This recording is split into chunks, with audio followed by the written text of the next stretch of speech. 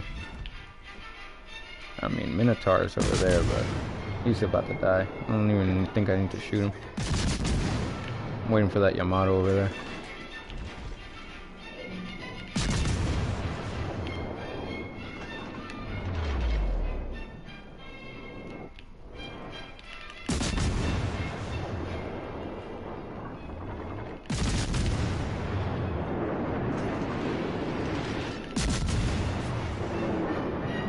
Oh, what the hell is that?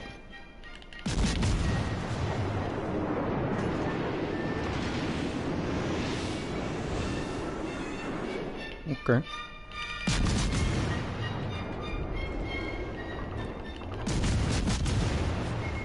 Like, this is vile. How do you defend from this?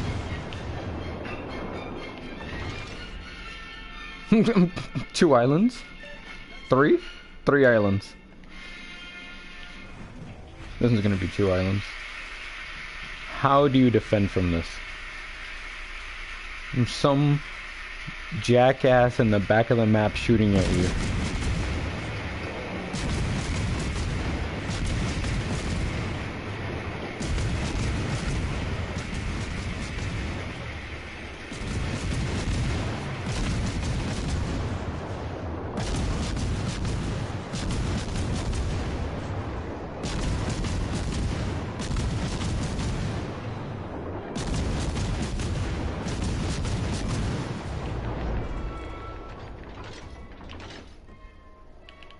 You're gonna be behind an island in a moment, and that's not gonna kill me.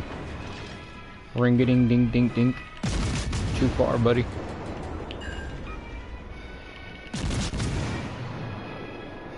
I wanted to get his ass on fire. Light that ass on fire. So League is down. Maintenance. Hanging out here. Decided to stream. Getting back into this game. Been playing decent.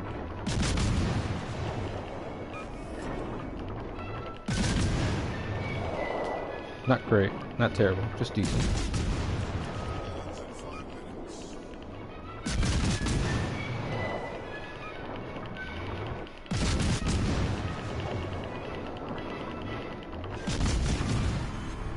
Another kill for me. Hip hop hooray, ho, hey, ho. At this rate, I'll need 7 more games. I'm only getting 1 kill per game. I need a destroyer game. Games with lots of destroyers. This game had a gearing. Like, he's never gonna get near me. Never gonna get near me.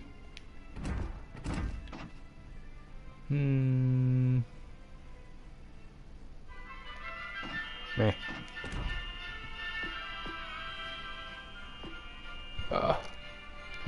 That's how my games have been going. Just angrily playing these. I should be playing the Kansas and Iowa though. I do need to play those.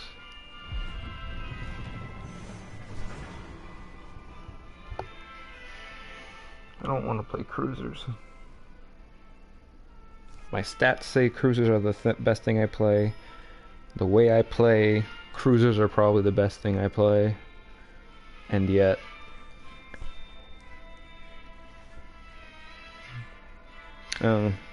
it's so much more fun to play a gunboat. Always shooting, you disappear, you shoot again, you disappear. Especially with a good battleship with you. It's very fun.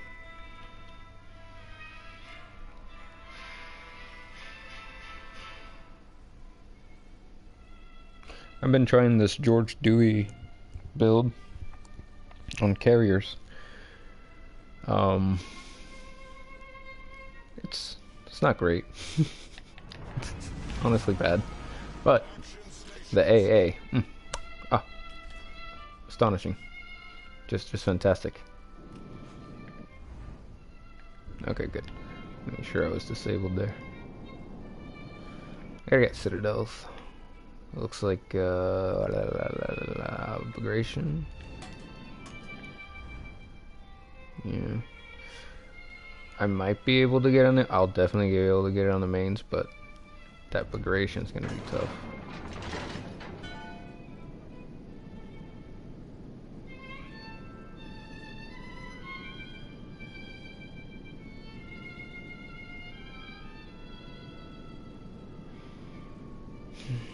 Slow day.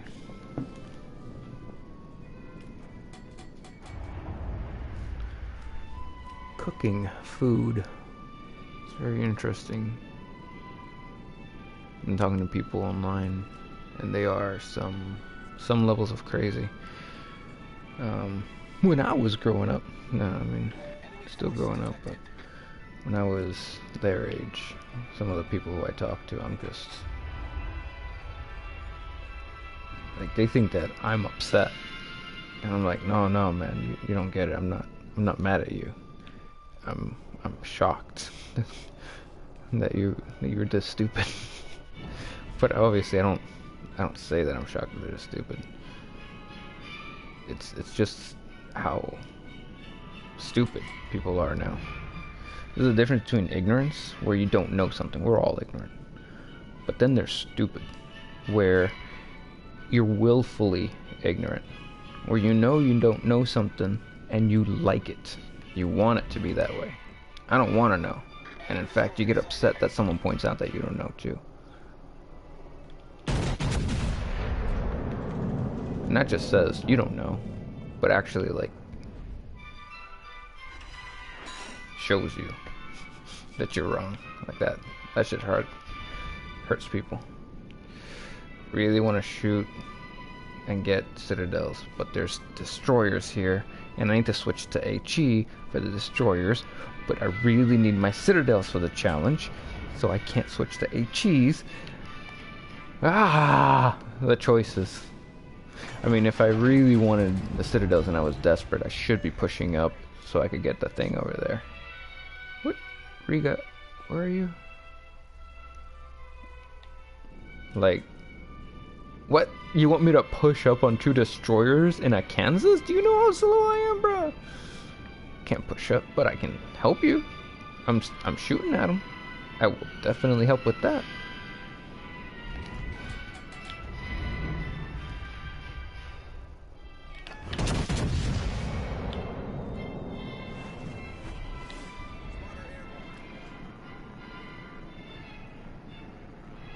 If I also had my secondary build, then I would do it. And of course, you know, Turpit's never citadel. Even when I hit it in the ass, nothing. Maybe it was too far back. I don't know. I usually try to aim for the rear structures. They tend to give the best citadels. I mean, not the best citadels, but you know. In caps. Get someone's rudder or their engine. So good. But if you take their turrets, though, it's not gonna go over. Turpus might be going up. There's the P-migration, but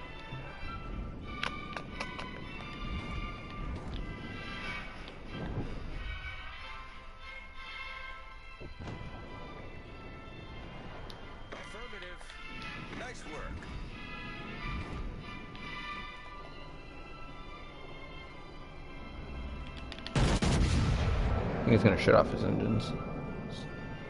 Oh, maybe not. Come on. Not one citadel.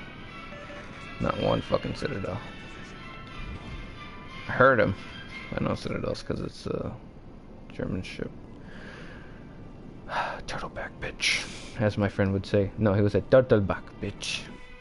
No, not turtle. Turtleback bitch. There we go. Or should I do the Austrian? Turtleback bitch. It is a turtleback.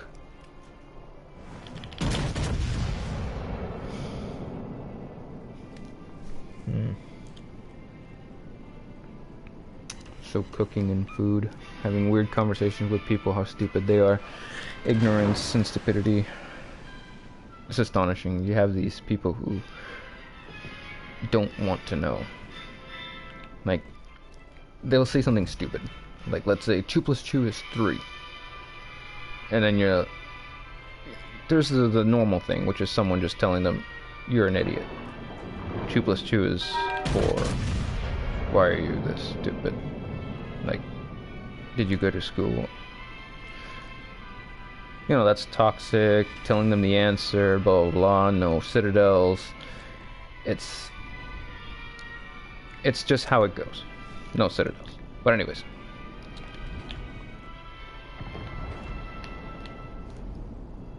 I'm trying to think of a good example of something like, okay, Trump won the election, they say, right? And then you ask them, what do you mean? Then why is Biden in office? And then they say you're stupid. Like me shooting at the ship, instead of thinking, he's gonna turn on his engines. But if I'm lucky, I don't get a citadel. Anyways. He came out? No. He's not out yet. I'm slowly encroaching on him, trying to keep my tip ready for him when I have to.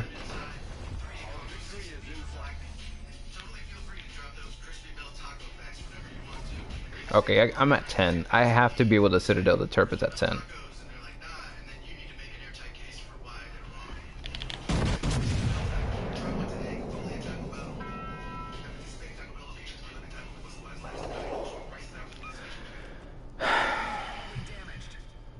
Massive sigh, just like the sighiest sigh I've ever sighed.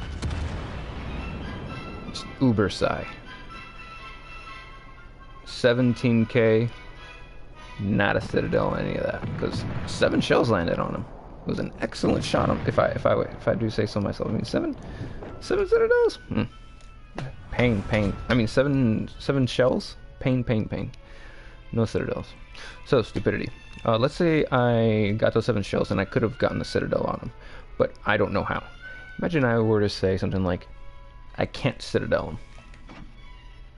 And then someone who's good, that is someone who thinks they can citadel them, someone who knows how to play the game and can citadel, would then go, what? Yes, you can, you're just bad.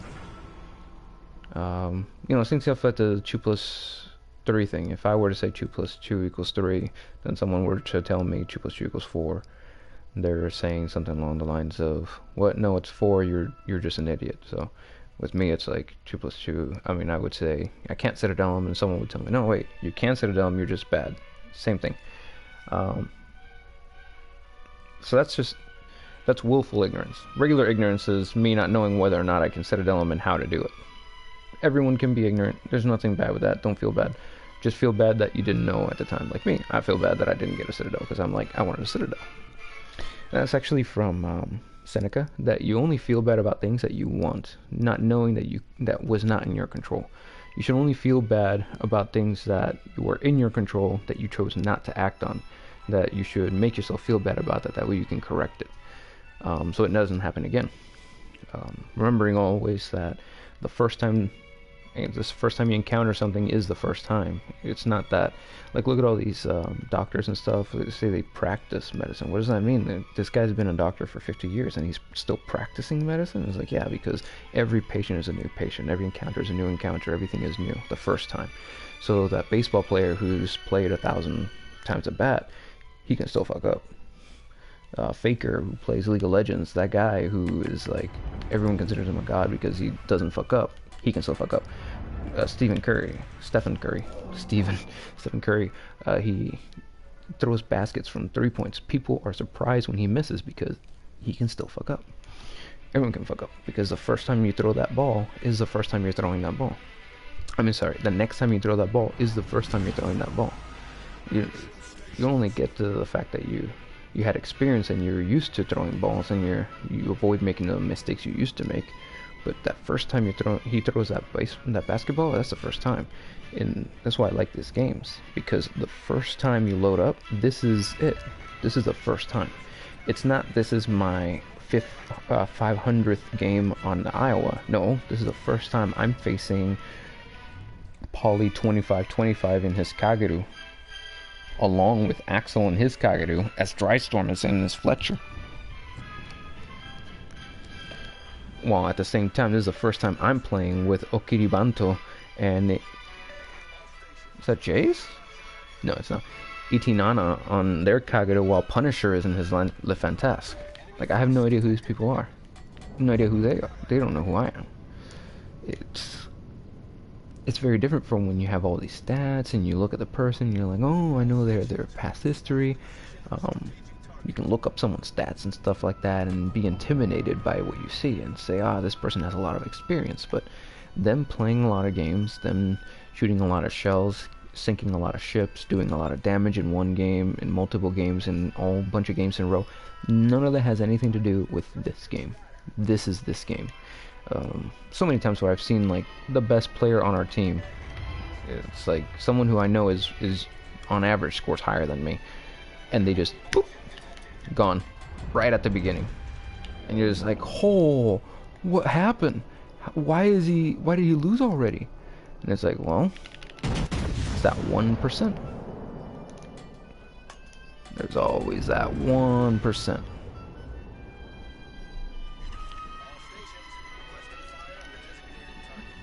Shot a little farther ahead than I needed to. I thought he would be moving forward,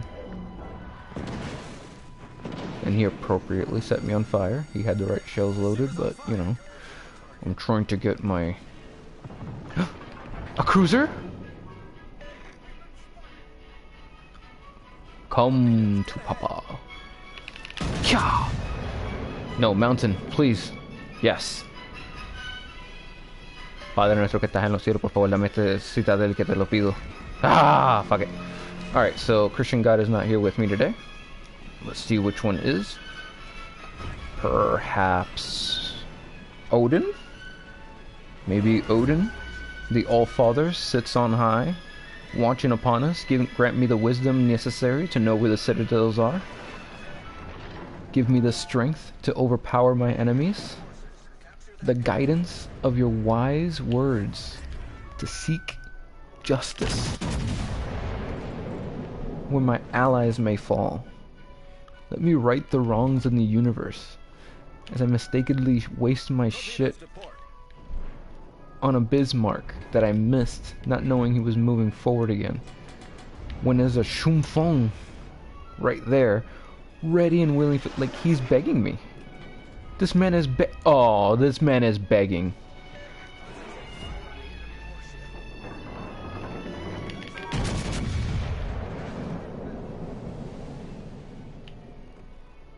Begging, please. Madre de Dios que está en los cielos. Why? I thought he got stuck. He only got, like, momentarily stuck. Alright, now there's too much metal here for me.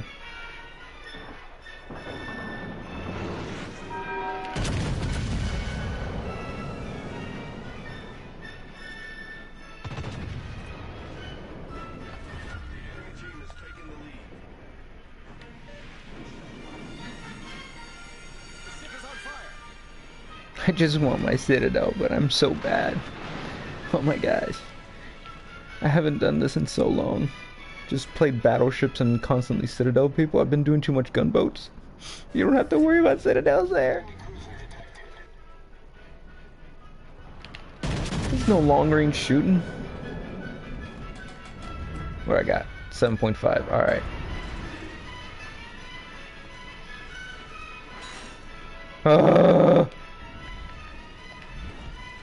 Okay.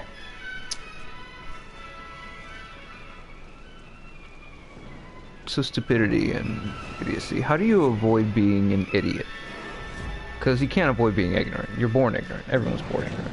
But how do you avoid being an idiot? So hard, right? How to avoid being an idiot? Making the same mistakes twice. Like, I already know where I shot it last time, so I can't shoot in the same spot again. Things to avoid and being an idiot are like listening to others when they tell listening to others when they tell you something along the lines of like, you're wrong. So then instead of just saying, no, I'm not, you say, I'm not. What makes you say I'm not? When you ask that person to give evidence to the bullshit that they're saying, that changes things. That's like groundbreaking right there. Fletcher.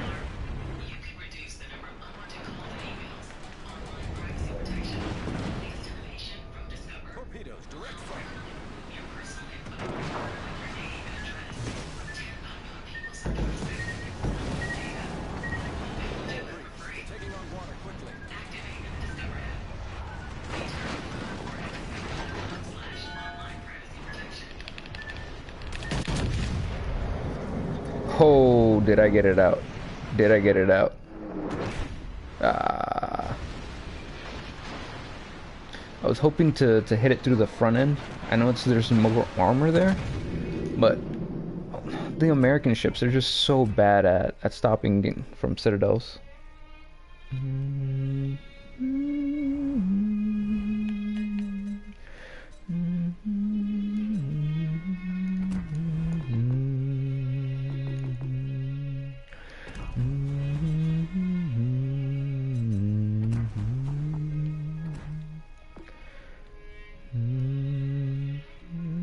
Oh, this is what killed me. Took me so long to get moving again. I couldn't even turn in time. Oh, I went with my Kansas. I need to win with the Iowa. Let me think. Think.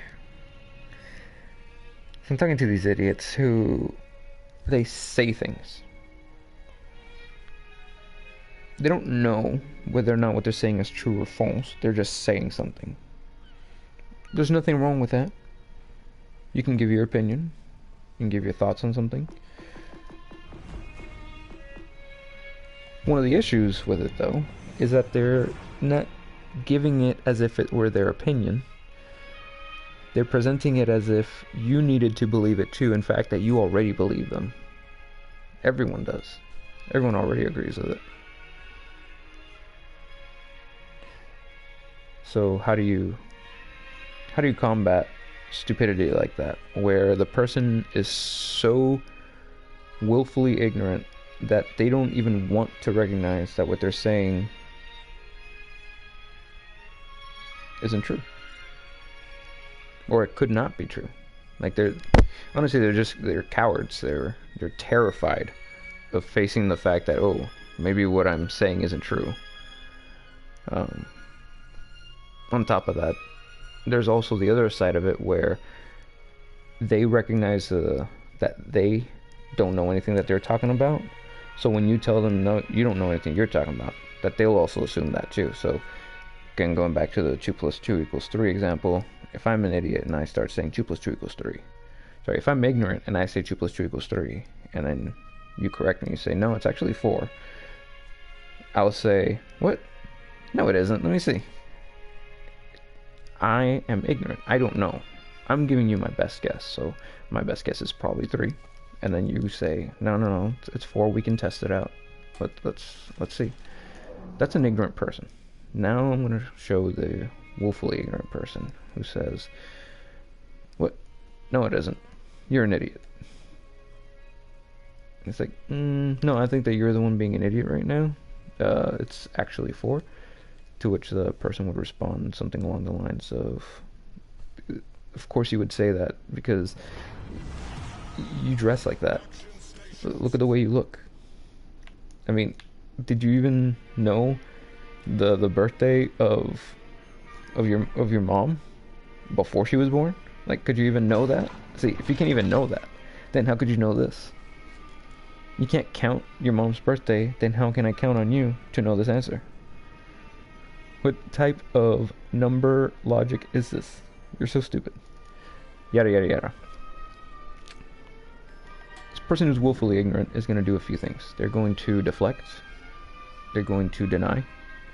They're going to accuse.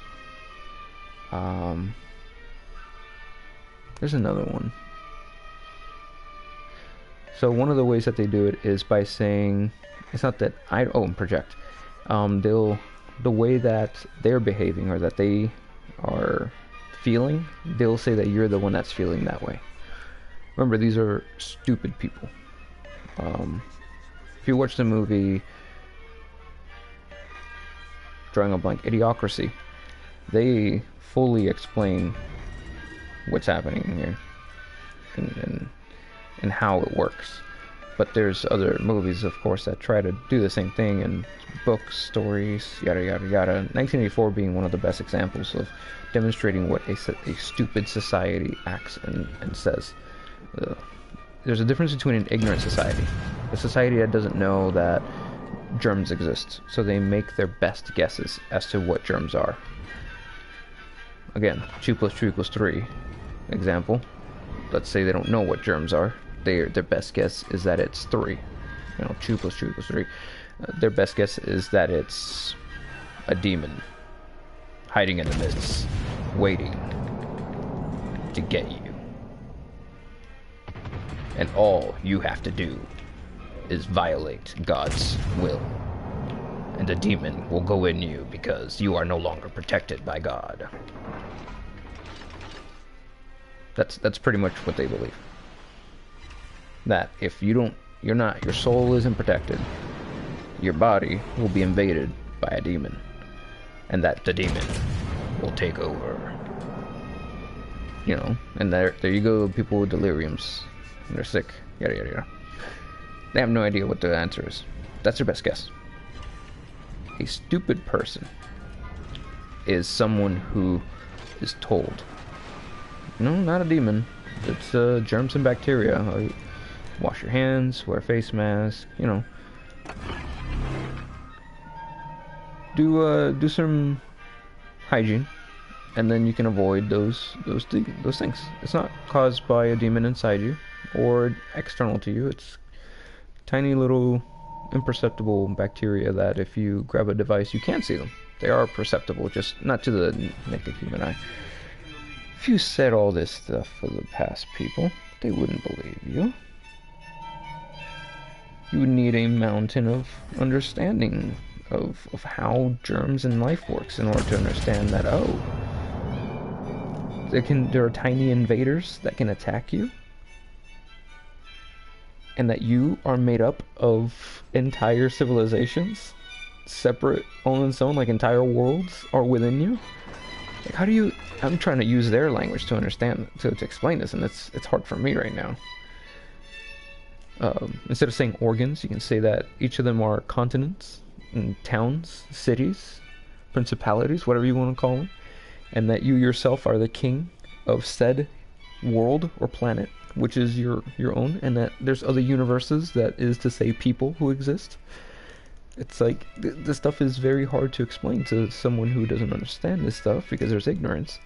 But someone who knows these words and just chooses to ignore everything, that's the willful ignorance is palpable in today's society. How can you tell when someone's like this? How can you tell when someone is just palpably stupid and ignorant? Well, the simple way of doing it is something called a Turing test. But Turing tests are for machines. How could you possibly give a Turing test to a person?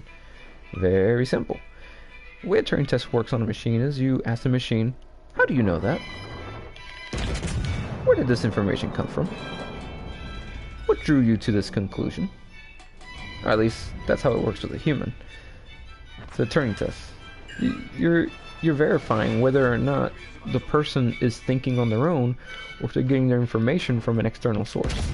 Like, for example, if I asked you, how do you know that B goes after A? You would just say, I don't. That's just how we do our alphabet. That's just how things work. You are ignorant, but you're giving the right answer that B goes after A. But you're still ignorant to why. You can be ignorant to why, but knowing how something works, that's fine. That's how humans have worked for all time, such as fire. We don't know why fire worked. We just knew how to use it. We at one point we thought it was an all-consuming thing that was alive, that physically ate things, and that's how it consumed them, and like the poop it left behind is pretty much the black stuff. We didn't understand. And the black stuff that came afterwards, after the fire, could be used when mixed with water to cleanse things. It's a very good antibacterial. Like, all of this is why they say the cleansing fire, and they talk about how fire is good, and it can eliminate spirits, evil spirits and stuff, because if you're sick you can destroy your body with disease that has disease with a fire, yada yada yada. It keeps going on, and it's like a lot of stuff makes sense once you understand that people were ignorant. They don't know things. And in modern society, it's very easy to understand why some people refuse to know this. They just don't want to. Oh, someone sent me an image. Oh, Lofi is in Lofi? I don't know. He's playing. Probably gonna get wiped out by this ship to the side of me, but we are 300 points down, and it's not looking too good right now.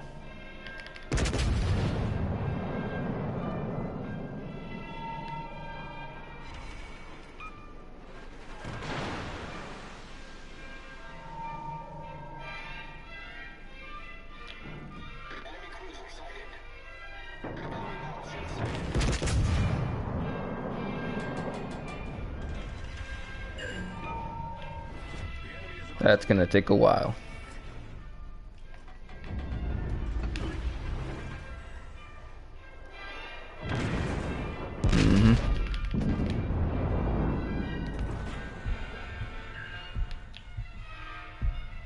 No no no no no no no no no no no no no no no no no no no no.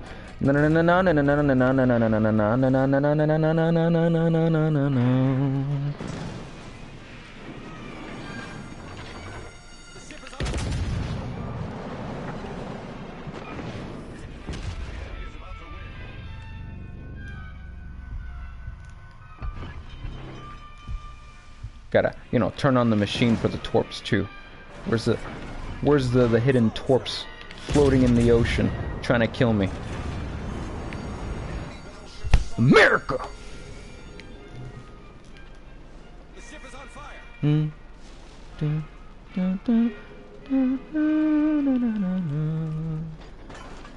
Alright, so what's next? Another Yamato, of course. But I got 2 health packs.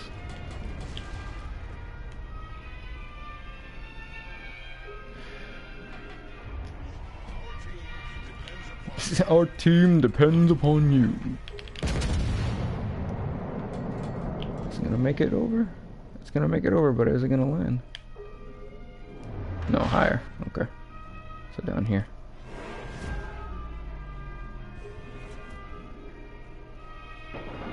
Come on, croissant.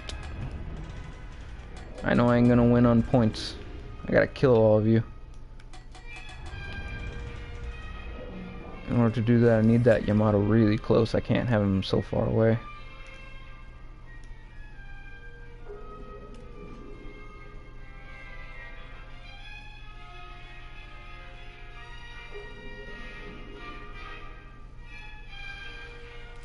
The right way of doing this.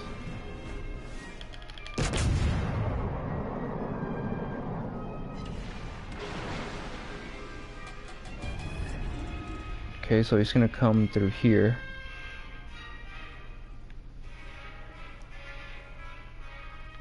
No, no, no, no, no, no, you don't get to see me. Get that shit out of here.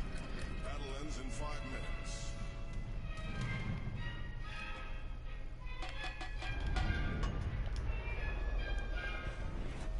Get that shit out of here.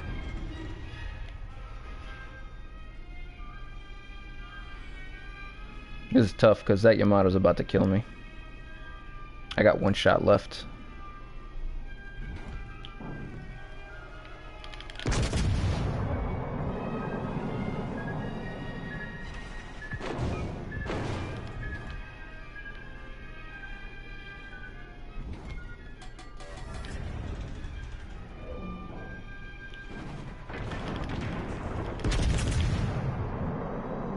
But the greatest ship in this game cannot be taken down so easily by just a feeble Yamato. I mean, come on, it's just a Yamato.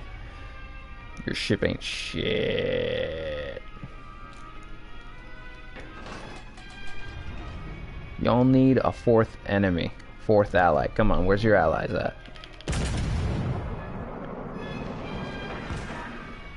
You ain't shit.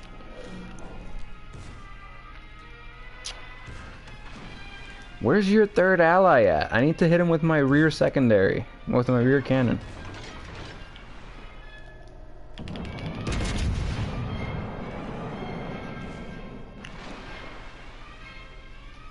Okay, so maybe I should have aimed a little higher.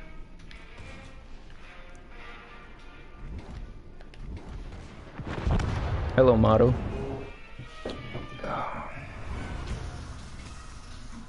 Should have aimed way higher. I was trying to get his cannons out. I don't know why.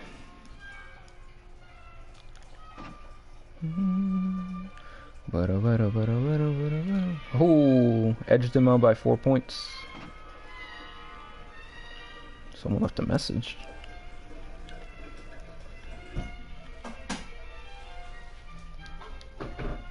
Ah, hello, Myojin.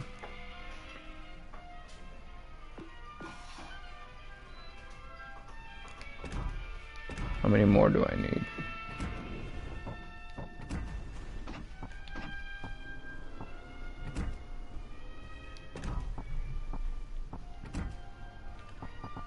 Six ships.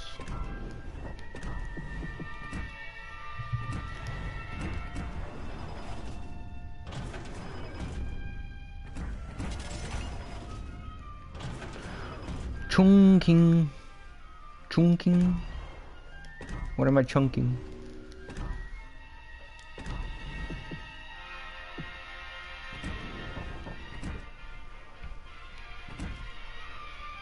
Win a game with a chunking 3 times. 150. Okay.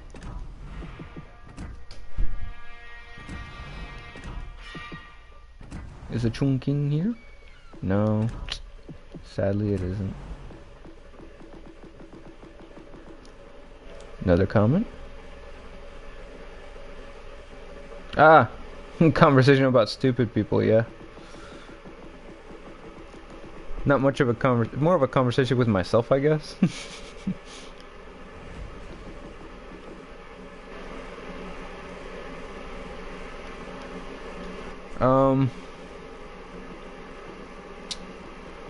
There's a way of communicating with stupid people that I haven't got to yet. First, I'm still describing what a stupid person is. If you watch the movie Idiocracy, they pretty much explain to you what the issue is and how stupid people are ourselves in a way. We are the stupid people, while also we're not the stupid people. It's a choice that a person makes. So if I approach something like, let's say, ghosts. I used to believe in ghosts. And I said, I believe in, Sasquatch. I used to believe in a Sasquatch. And I said, oh, Sasquatch is real. And if anyone came up to me and said, Sasquatch isn't real, I'd say, oh, you don't actually know. You're not privy to the information I am privy to. I know the Sasquatch is real. You're ignorant. So I denigrate someone else and their knowledge of life and their entire existence. I just completely ignore it, nullify it, by calling them ignorant to my information. I envelop myself in my own bubble, and then I ignore anything that contradicts the information that I believe in. Whether it's someone else's opinion, because if all I have to believe in, if the only thing that I have to believe in ghosts for is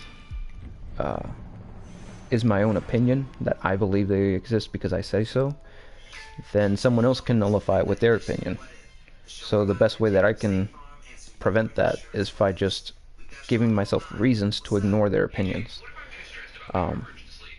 It's never wrong to have beliefs. We're all ignorant. The issue is once we turn to stupidity. Stupidity is when we ignore the fact that we're ignorant and we start assuming that we're smarter than we are. Yes, it is 100% a defense mechanism to protect your beliefs. Let's say, and this relates to pretty much everything. Let's say you have your favorite basketball team, and you're like, no, they are the best. It's like, well, what makes you think they're the best? Oh yeah. A lot of the times, just finding out where the belief comes from helps. Just saying, why do I believe this, is enough to get rid of a belief entirely. But just asking why you believe something doesn't mean the belief was wrong. Like asking, why do I believe 2 plus 2 is 4? Not knowing why I know that's 2 and 2 is 4, or why I believe 2 and 2 is 4, not knowing why, doesn't mean you should stop believing it. It's like, why do I believe the Earth is a sphere? If you don't know the reasons why you believe it, or maybe the reasons you believe it are bad, doesn't mean the belief is wrong. But it does mean you should be honest and recognize that there's ignorance being used for that belief, that it's a belief, it's not knowledge. A lot of the time stupidity enters when you mistake knowledge for belief. And you start thinking that the things you believe are the things you know. It's like, I believe Trump won the election in 2020. So then you ask the person, why do you believe that? Or a better question for that person is, okay, so he can't run in 2024, right? Because that's a 2-term president. That one's called a reductio ad absurdum, where you point out the absurdity in something by, I'm trying not to use the exact words, but reducing it to its absurdity. You're trying to show what's absurd about what they're saying, whether it's through leading to the ramifications of their belief, or it's pointing out an obvious flaw in their belief. I think that's the reductio ad absurdum. I gotta look it up again, but I always like that one because it sounds like some sort of spell from Hogwarts. Reductio ad absurdum. Oh, look at all the people who are going crazy for the Hogwarts thing. It's like, oh, if I get Hogwarts, I'll be something. Helping her, promoting something, yada yada. Anything but the reality of, if you buy the Hogwarts game, you'll be playing the Hogwarts game. It's like, I don't know. There's a photo I have in my cell phone. And I show it to people. I'm like, do you like this painting? Do you? Because Hitler painted it. And I tell them that, and it's like, oh, now I suddenly hate the painting. It's like, no. You don't have to hate the painting. Just look at the painting and appreciate it for what it is and move on. There's no reason to, like, hate something. Just look at what it is. Say what it is. Is it bad? Then it's bad. Is it good? Then say it's good. Like, for example, I don't know if you knew this. Nazis said, ew, cigarettes bad. And it's like, that's a good thing. They were right on that. But Nazis also said, Jews are bad.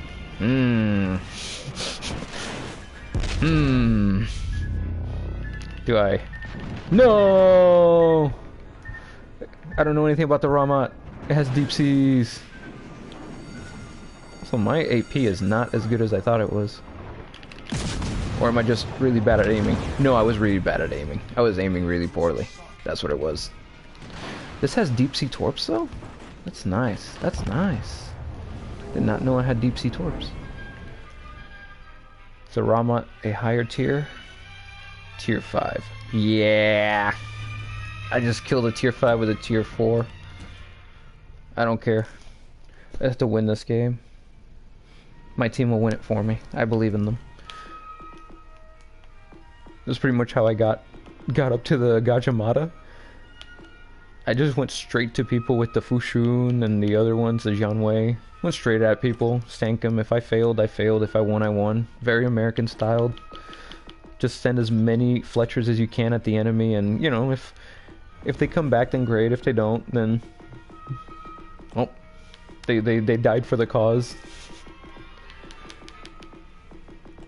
As long as they sank something, then they died heroes.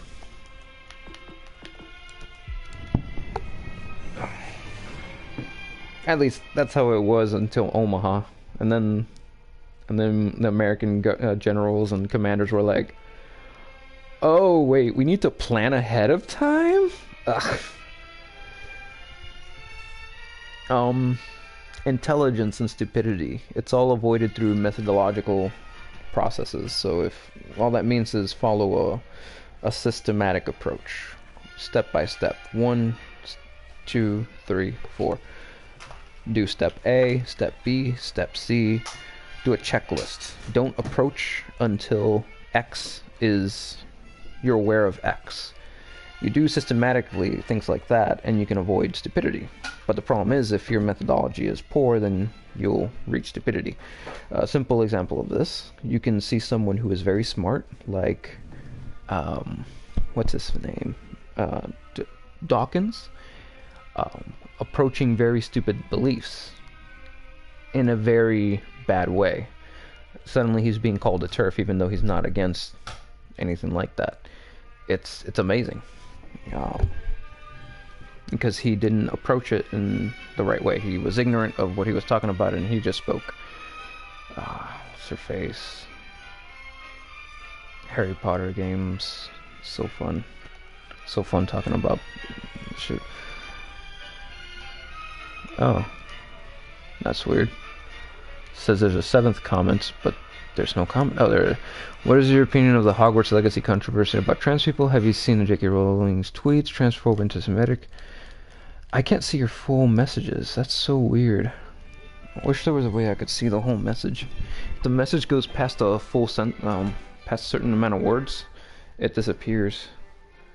Let me see if I can see my own stream, so I can see everything you said. But about the trans thing, like it's really stupid. It just doesn't make any sense. Let me see if I can see my. Nope, talking to myself there.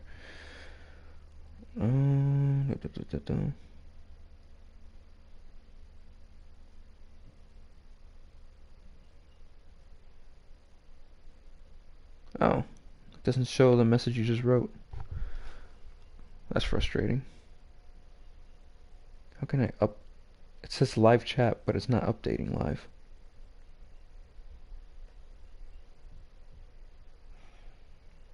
So, the big thing that people are worried about is that by buying Hogwarts game, you are inadvertently helping the anti-trans stuff. And again, let's go with the ignorant and stupid people. The stupid people don't care about what reality is. They're going to push their agenda no matter what. They're going to keep saying what they believe over and over again. They're going to keep saying buying the game is anti-trans. On the other side, you have other stupid people who keep saying not buying the game. Not buying a game is stupid because you enjoy it. If you enjoy it, then go enjoy it. The reality is, she is getting money for it, but she already got money for it. She doesn't get paid every single time you buy a video game. She got paid to use her license for the video game. The company who sells the video game is making money off of it. When you purchase it, whether or not you purchase the game, the company has no reason to buy to give her more money unless they want to make another game. If they think it's going to be profitable, they're going to make another game. They're going to use her licenses. They're going to do it again, no matter what. It doesn't matter. If something if a company thinks something is profitable, they're going to seek it out. This is why it's stupid. In the past, you could just boycott a company all on your own. You could just ask all of your neighbors and say, hey, that product over there, it's a bad product. We need to stop buying from that product to reduce it. You could do that. It doesn't work like that anymore. Because is there another video game that can fill the niche of Hogwarts? You might have Pokemon, but not everyone grew up with Pokemon. You might have what's it called? Dragon Ball Z, but not everyone grew up with that stuff. It's not there's a niche that was filled with Hogwarts, with Harry Potter. Whether the person who created the game is turf or not, the stories themselves are not anti-turf.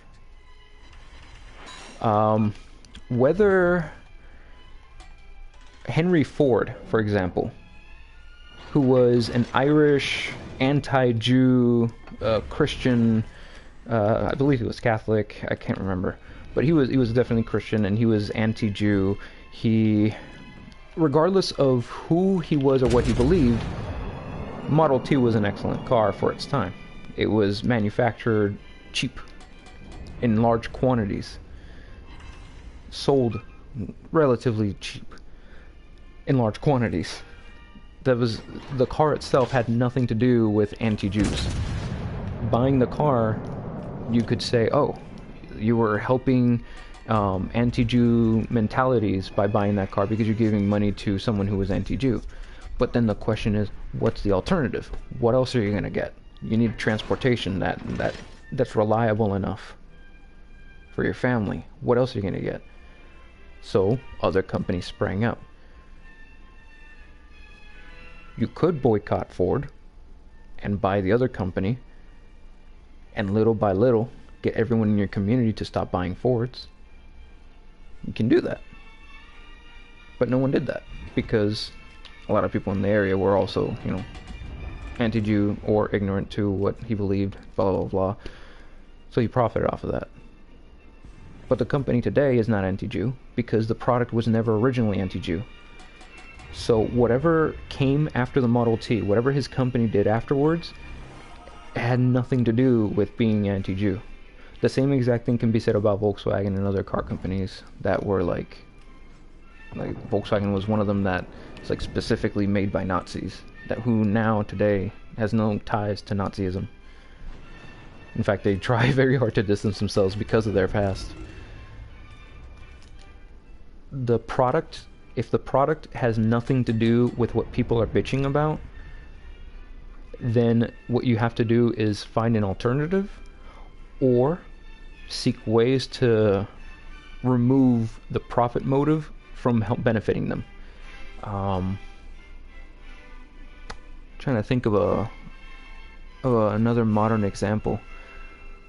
It's identical to saying I don't want to buy a Volkswagen because it was started by Nazis. It's like, yeah, but somehow there's a family down the line, a Heinrich von Volkswagen or something like that. Obviously there isn't one, but I'm bullshitting here. Someone down the line, a Heinrich von Volkswagen, who descended from a Nazi, and if you buy a Volkswagen today, somehow he's getting dividends in some regard from Volkswagen. So if you buy a Volkswagen, you're helping Nazis. If you start thinking that way with those beliefs, you're acting on ignorance. You don't understand how money works and how it's moved. Regardless of whether or not you bought a Volkswagen, that money would still go to that guy. It's like CEOs, they get paid first and then the workers get paid. If you watch the movie, they parodied this in Fun with Dick and Jane, where a company went under and the CEO ensured that he would get all of his stock money back, essentially. All of his investment, he would get it back first, before employees got their severance packages and their payments and stuff. I'm deviating a bit from the Hogwarts thing. Specifically to the Hogwarts thing, if, let's say for example, it wasn't her, and it was her, and it was money directly going to her, is the product anti-trans, or is it actually pro-trans? And if you look at it, there's trans characters in there. How can you say that a game is anti-trans if it does nothing that is anti-trans? The argument is, well, by buying the game, you're giving money to her in some way, and then she's giving it to anti-trans, what's it called, groups and stuff. It's just, it's very hard to see how. Okay. Here's a much harsher example, a much easier example. Let's say the leader of the neo-Nazis here in America. I forgot his name. It's the Ku Klux Klan leader. He's the Grand Wizard. I forgot his name. He let's say he starts he makes movies, right? And all of his movies are anti-Nazis. Like, all of his movies are just anti-Nazis. And all within the movies, like, let's say he's the one who made the movie Inglourious Bastards. Should you then not watch Inglourious Bastards because you're helping Nazis? It's a bit of a moral dilemma there. I would say watch Inglourious Bastards, but for free. Watch it without. Oh, I didn't kill him. No, I need this kill. Please, please, please, no. Please don't kill him. No. Okay. Oh, no. Come on. Go.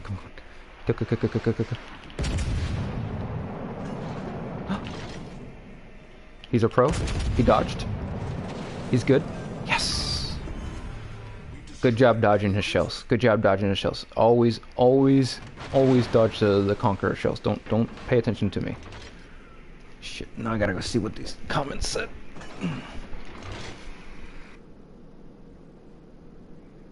Okay. But they are also saying that Harry Potter itself has many bigoted views on Jews. I know. But, again, think of ignorance and stupidity.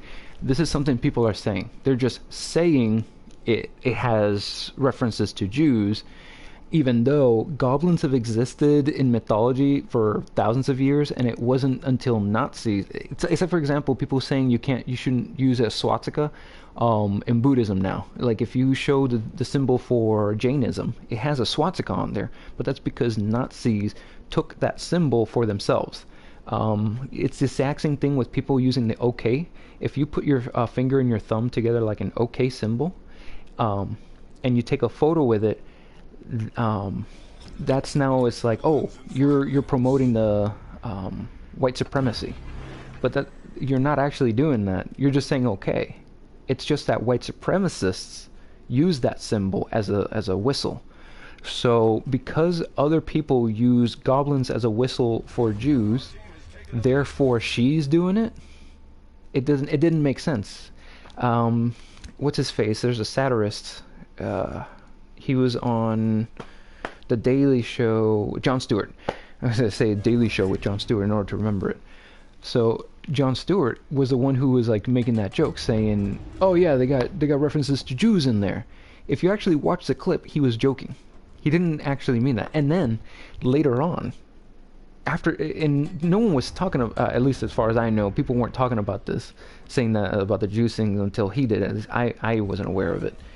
And then right after he does this, like a day or two later on his podcast, he's talking about it, saying that, oh my God, now people are saying that Harry Potter is anti-Jew because of the goblins thing, thanks to what I said. And I was just like shocked at how quick that happened.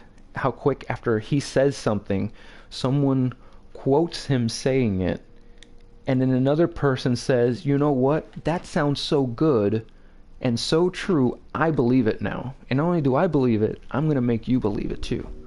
Hey guys, listen to this thing I said. Don't you believe it too? It's the same thing. When I read Harry Potter, I didn't see any anti-Jew sentiment there. I didn't walk away thinking that I should hate Jews or be discriminated, or that they were Jews in the first place. What's it called? There's a movie, Borat 2, where he dresses up with a really long nose and devil wings, and he goes into a synagogue dressed like that, like how what they used to call Jews during the Nazi era, saying that they were demons and goblins and shit like that, money grubbing goblins, blah blah blah. Like, this is all from history, because that's what people did in the past. So people see that and they're like, oh, well, she made goblins the money grubbing people, therefore Those are the Jews. It's like, well, no, you're the one who's saying those are the Jews. She never said that. It didn't make sense to me. Slavery is not moral there. It's ethical. There's a difference between ethics and morals. In Harry Potter, morally, it's immoral to have slaves because it is in real life too. The first thing Harry Potter does is he's shocked by the fact that they have slaves there. And what does he do? He frees Dobby because he knows slavery is wrong. It's very wrong. People say that slavery is moral. No. Slavery is ethical under the wizardry. Writing a book where slavery is ethical doesn't mean that you're saying that slavery is okay. If anything, you have to read the whole story to get the full context, so you understand that no, the book actually saying slavery is unethical under human standards. Wizards who think they're so superior were wrong in this. Those who think that they have magic, that they know everything, oh, the muggles, they don't know anything, we're the superior ones, and yet they own slaves. This because she was writing a reflection, at least I think, this is my opinion, it's a good reflection of how English people in the past looked at people who didn't have their technology. They looked at them like, oh, you guys are just savages, you're muggles, you're nothing. But us, we are superior, even though they own slaves. I see that more closely related there than Harry Potter, the story saying that slavery was moral. Magic cannot be used to cure the world.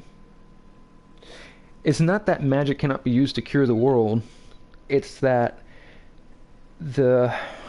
what's it called? The writer, it's herself, has to take into effect the fact that magic exists, that anything is possible. So when you make anything possible, there's going to be plot holes in a story. Like, well, why can't they just use magic to cure everyone? Well, why can't you just make infinite wealth? Why are the wizards worried about money in the first place? If they can just make gold out of nothing. All these questions come up. So the writer has to think of ways to address them. One of the ways she chooses to address them is just by saying that it can't be used to cure the world, that they have to be kept secret because if they found out, the muggles will turn on them, yada yada yada. This is actually a very old trope in stories. She did not come up with this. Sabrina the Teenage Witch, the TV show, had this exact same story plot where they answered the question of why is it that the witches, even though we have all these powers, we can't use them to cure everyone. And it's like, it's the exact same plot line. Like, what's her name? She did not invent wizards. She did not invent goblins, nothing like that. She just invented a story where she could take her life's understanding, the stuff that she saw in her life, and she can apply it in real life. If she wrote those stories in today's climate with all the anti-turf stuff, trans things, and in her story she specifically writes a character anti-trans, or for example she went back and said, oh guys, actually Dumbledore is gay. It's like, no, just saying he is and just what the writer says outside of the book, I don't give a damn. I only care about what the story says itself. And at the time when she wrote it, well, oops, maybe you should have written the anti-trans stuff in there, that way people would have avoided your book. But you didn't write the anti-trans stuff there. How you would say the cat's out of the bag. You already done goofed it. Your story is out there. It didn't have the anti-trans stuff you wanted, or maybe you were anti-Jew and it didn't have the anti-Jew stuff you had in there. Whoops! Now people are using it as pro-LGBT things, even though you're anti-LGBT. It's like, imagine a Nazi, a neo-Nazi like the head of the Ku Klux Klan, making the movie Inglourious Bastards, thinking, this isn't a real thing, a real example, I'm just giving a random arbitrary thing, making the movie Inglourious Bastards thinking, this will show people that Nazis are the good guys. And then people watch the movie and instead laugh at the Nazis going, they're clearly the idiots and the bad guys and throughout the whole thing. It's just like, there's another movie where they show Hitler as a child and stuff. Imagine someone making movies like these thinking that they're going to glorify Nazism and instead it's used against them. How funny would that be? How awesome is that? That's exactly what the way I see it for the people who are so afraid of, ooh, oh my gosh, I'm so afraid Hogwarts is that I'm giving money to J.K. Rowling. It's like, all right, so give her money. She's gonna get money anyways. How about the fact that the story itself is not anti-trans?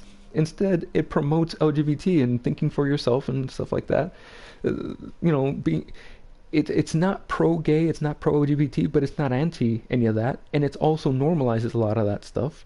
It's not pro-straight, it's not anti-straight. It's a story about a boy who is in a very troubled environment, somehow finding a magical world to escape to.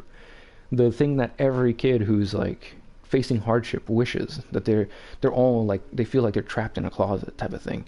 It's a great story for so many people, and yet, you know, haters want to hate. There's poverty with magic. Even people when they could yeah, it's the same thing. There's poverty, and in the stories you see them imprison people who help them too. Like in Azkaban, there's people there who are imprisoned because they helped people in the human world.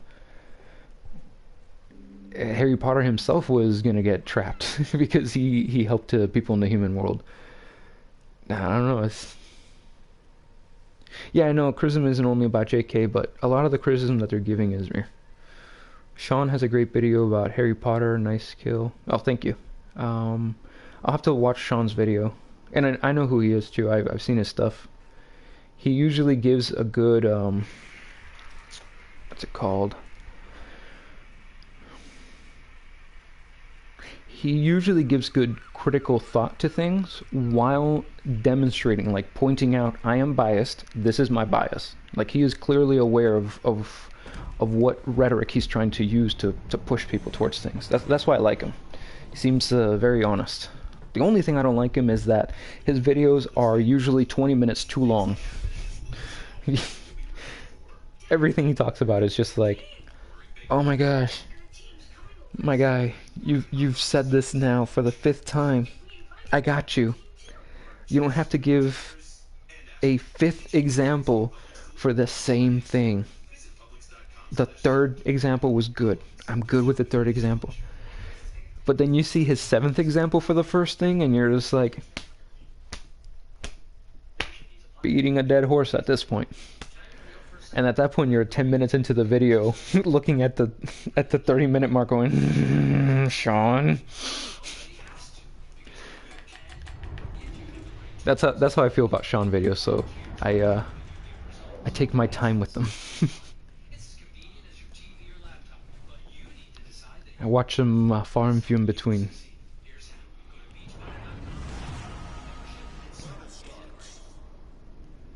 No, but there's a lot of people who I used to listen to that I'm like, I would listen to them because they were on my feed. I try to, anything that's new, I'll watch it. I'll listen to them. Doesn't matter the views, how old it is, doesn't matter.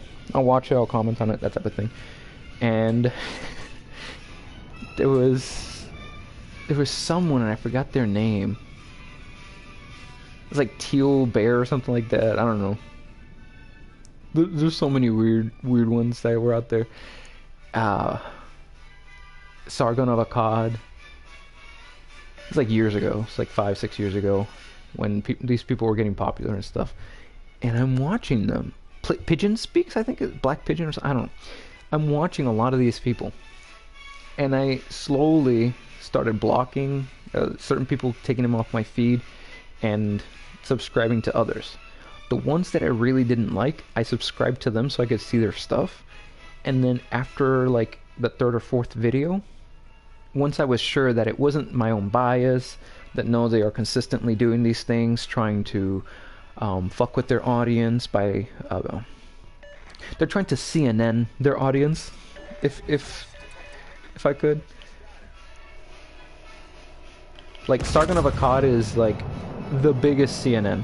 That guy is CNN. Like, he will say his opinion, like Rachel Maddow, and then enforce it, like what's the guy from Tucker Carlson, and he'll push his opinion as if it were true, like he were Tucker Carlson.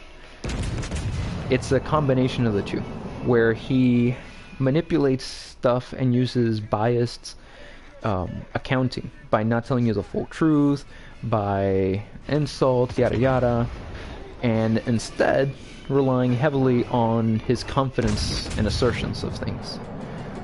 That's how he functions. And once you see that trend, then you start seeing it in all of the other ones. Once you start knowing what to look out for, what phrases they use, you're like, ah, they're copying each other's rhetoric. You start learning what their rhetoric is and how do they respond to criticism. And not just any criticism, to invalid criticism, and how do they respond to valid criticism. Both of those. Those are very important. Because, like me, I respond to invalid criticism a different way than I respond to valid criticism. You give me invalid criticism, and it's something like, let's say I fucked up, and I missed a shot. For example, like, let's say right now, if I were to shoot at this Yamato, and you said to me, oh, you're stupid. That's not valid criticism. But if you were to tell me, oh, you have to wait for the Yamato to go past the island so that your shots don't get blocked by it, then I'd be like, oh, that's valid criticism. But then after I shoot and I notice that the shells were clearly going over the island anyways, I can be like, well, wait a minute, I just tested out your criticism and it was bullshit. It was crap. Well, maybe you gave me bad advice there because you were you know, you had your own beliefs at that time and you were wrong, because everyone can be wrong once or twice, you know. It's like, okay, maybe you were wrong. That's how I approach the video stuff. It's like, maybe they were just a little opinionated here. Maybe I'm the one in the wrong in this. Yada yada yada. Oh, there was a guy who made videos where he would do full fallacious arguments, very good reasoning videos, fantastic. Everything seemed on the up and up. But I would watch him, and there was something about his videos, and I'm like, there's something off here. And little by little, what I would do is I would write down his argument and then examine it fully. And then I would see, this is just rhetoric he's selling. This isn't... He's a rhetorician. He's a solipsist. It took me so long to learn that T-jump. This is a atheist person. This atheist YouTuber is not a good person. It took me a very long time to see that, because I was in my own biases, just ignoring all the things that he was doing. It's really hard to... Once you believe something, it's really hard to stop believing it. It's so hard. It requires you to sit down and examine that belief. Not just examining where it came from, but also the reasoning for why that works. Like, playing League of Legends, there's a lot of stuff on there that I would say, well, why is it that I have to kill the melee minions first before trying to use my auto attacks on the enemy? And it's because, well, you want a discrepancy in forces, but without examining the reason why, you wouldn't understand the why. And then you wouldn't understand when there's situations when you can violate that rule. Understanding the why and how something works, that's much more valuable than learning how you learn that information. Simple example. There's people in the past who... And I'll look at the messages once I'm done with the game, I just can't do it right now. There's people in the past who believe that women and men had different number of organs in their body. That women had more organs, I think, or less organs. I forgot. I think men had 2 hearts or something. Something ridiculous like that. And it's like, how do they believe that? Let's say you're one of those people and you ask yourself, well, why do I believe it? You would say, well, because my professor, the person who I've trusted, who has studied this stuff more than anyone else, the one who studied from the greatest of the greats, he's the one who told me this. And it's like, remember that an authority fallacy is only an authority fallacy if you're not citing an authority. If you're quoting someone as if they were an authority when they're not actually an authority on a subject. But they're saying, hey, this is an authority. This is the guy who teaches doctors. Back in the Greek era, they thought that women and men had different organs because none of them opened up and examined that belief. They just assumed it was true because better than them told them that. None of them actually examined it. Go that belief. So how would you do it? The only way to do it is to do it scientific reasoning. In other words, methodological naturalism, epistemology, blah blah blah blah blah, you know, objective verifiable tests. Do something that allows you to verify, to see for yourself whether or not that thing is true. How do we know that people have different number of organs? Get a cadaver, open it up, look at the organs for yourself. We no longer teach things the way we used to, where someone in high authority tells you something and you just believe it. Now things are shown.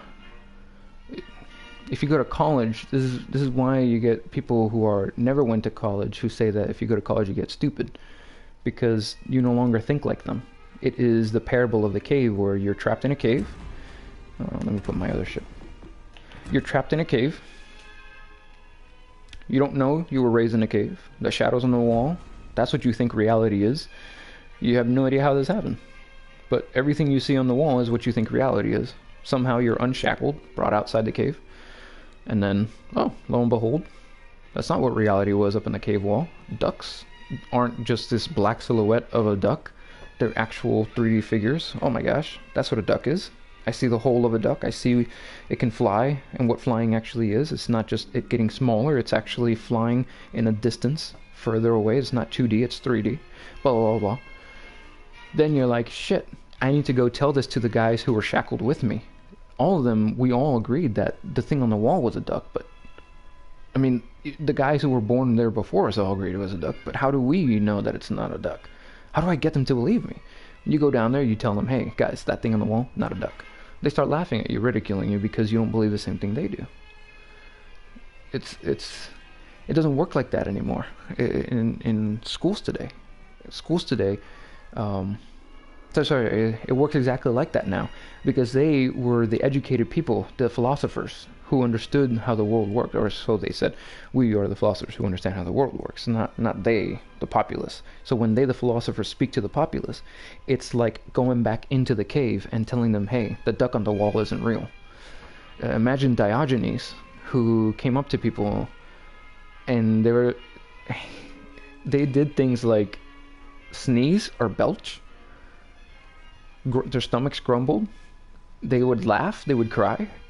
And so he's like, all right, well, let me go masturbate in public. And he's like, whoa, you can't do that. And he's like, well, if only I could satisfy my horniness by rubbing my stomach the same, do the same action that I satisfy, if only I could satisfy my hunger the same way I satisfy my horniness. That's what he said. Yeah, if only I could satisfy my hunger by rubbing my belly the same way I satisfy my horniness, by rubbing my dick. Yeah, the guy was a joke, but it's like, imagine being outside of that and not understanding what he's trying to say. That, hey, it's very easy for me to, how do I explain this? He was homeless. He didn't have food. And he's like, hey, you get to eat whenever you want and satisfy your hunger. But me? How come I can't masturbate whenever I want? He's like, well, you're in public. This isn't your home. And it's like, what do you mean I'm homeless? This is my home. The guy was just, he was awesome. It's just the level of logic that he said. Let me go back. Yeah, man, I think you do great reactions, criticism videos to topics like that. Oh, thank you. Man, I've had the same experience with Jordan. Yeah. Good. Dude, I am so glad that worked out for you, because I was worried about you. Honestly, it's hard, because the person, you might only see one side of them. All you'll see is when they're right, when they're telling you the truth. Constantly you'll be paraded videos, clips, comments from other people, everything telling you this is the truth. And it isn't until you start saying, well, what are people saying opposite to this? What are the criticisms against this person? How do I know I can listen to them? Let's say, for example, Richard Dawkins. When I heard criticisms that people were saying he was a TERF, that he was trans exclusionary radical feminist, I was like, what? Dawkins, that guy, he's a TERF. I didn't believe it. I looked it up. And I still, even after looking it up and reading the information on it, I still don't believe it. I'm not going to say he's not a TERF because I don't know what's in his head. It's always important never to confuse knowledge with belief. I believe he is not a TERF, but it doesn't make him not a TERF if he starts taking actions like donating to causes that are anti-trans, and he knowingly donates. That's the other part. Knowingly donates to causes that are anti-trans. That he didn't just donate money to someone and to a company, and then they're like, oh hey, and we're gonna pivot and be anti-trans now. It's like, unless he comes out and he's like saying things that are anti-trans or doing things that are anti-trans, I'm not gonna believe it. J.K. Rowling can write tweets all day long, and people can call those tweets anti-trans. And I don't know what's in J.K. Rowling's head. She may even say herself that she's anti-trans, but I know for certain Harry Potter is not anti-trans. And that's what matters to me. This is why I carry the photo of the Hitler painting in my cell phone. It's like, it doesn't matter what Hitler did. Look at this painting. Isn't it a nice painting? It's a beautiful painting. Yeah, Hitler was a bad guy. He was evil. But look at this painting. Nazis were evil. Yeah, but look at that Volkswagen. Doesn't it run nice? Oh. Run nice after they cheated their emissions. That's why their cars were so much powerful than everyone else's while getting the same emissions, because they were cheating. But anyways, it's like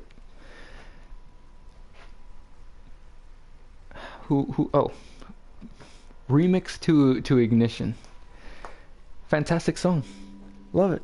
Then I heard it and I'm listening to the lyrics and I'm like, there's pedophilia shit in here. I'm listening to a lot of R. Kelly's shit, and I'm like, he's talking about having sex with a 14-year-old.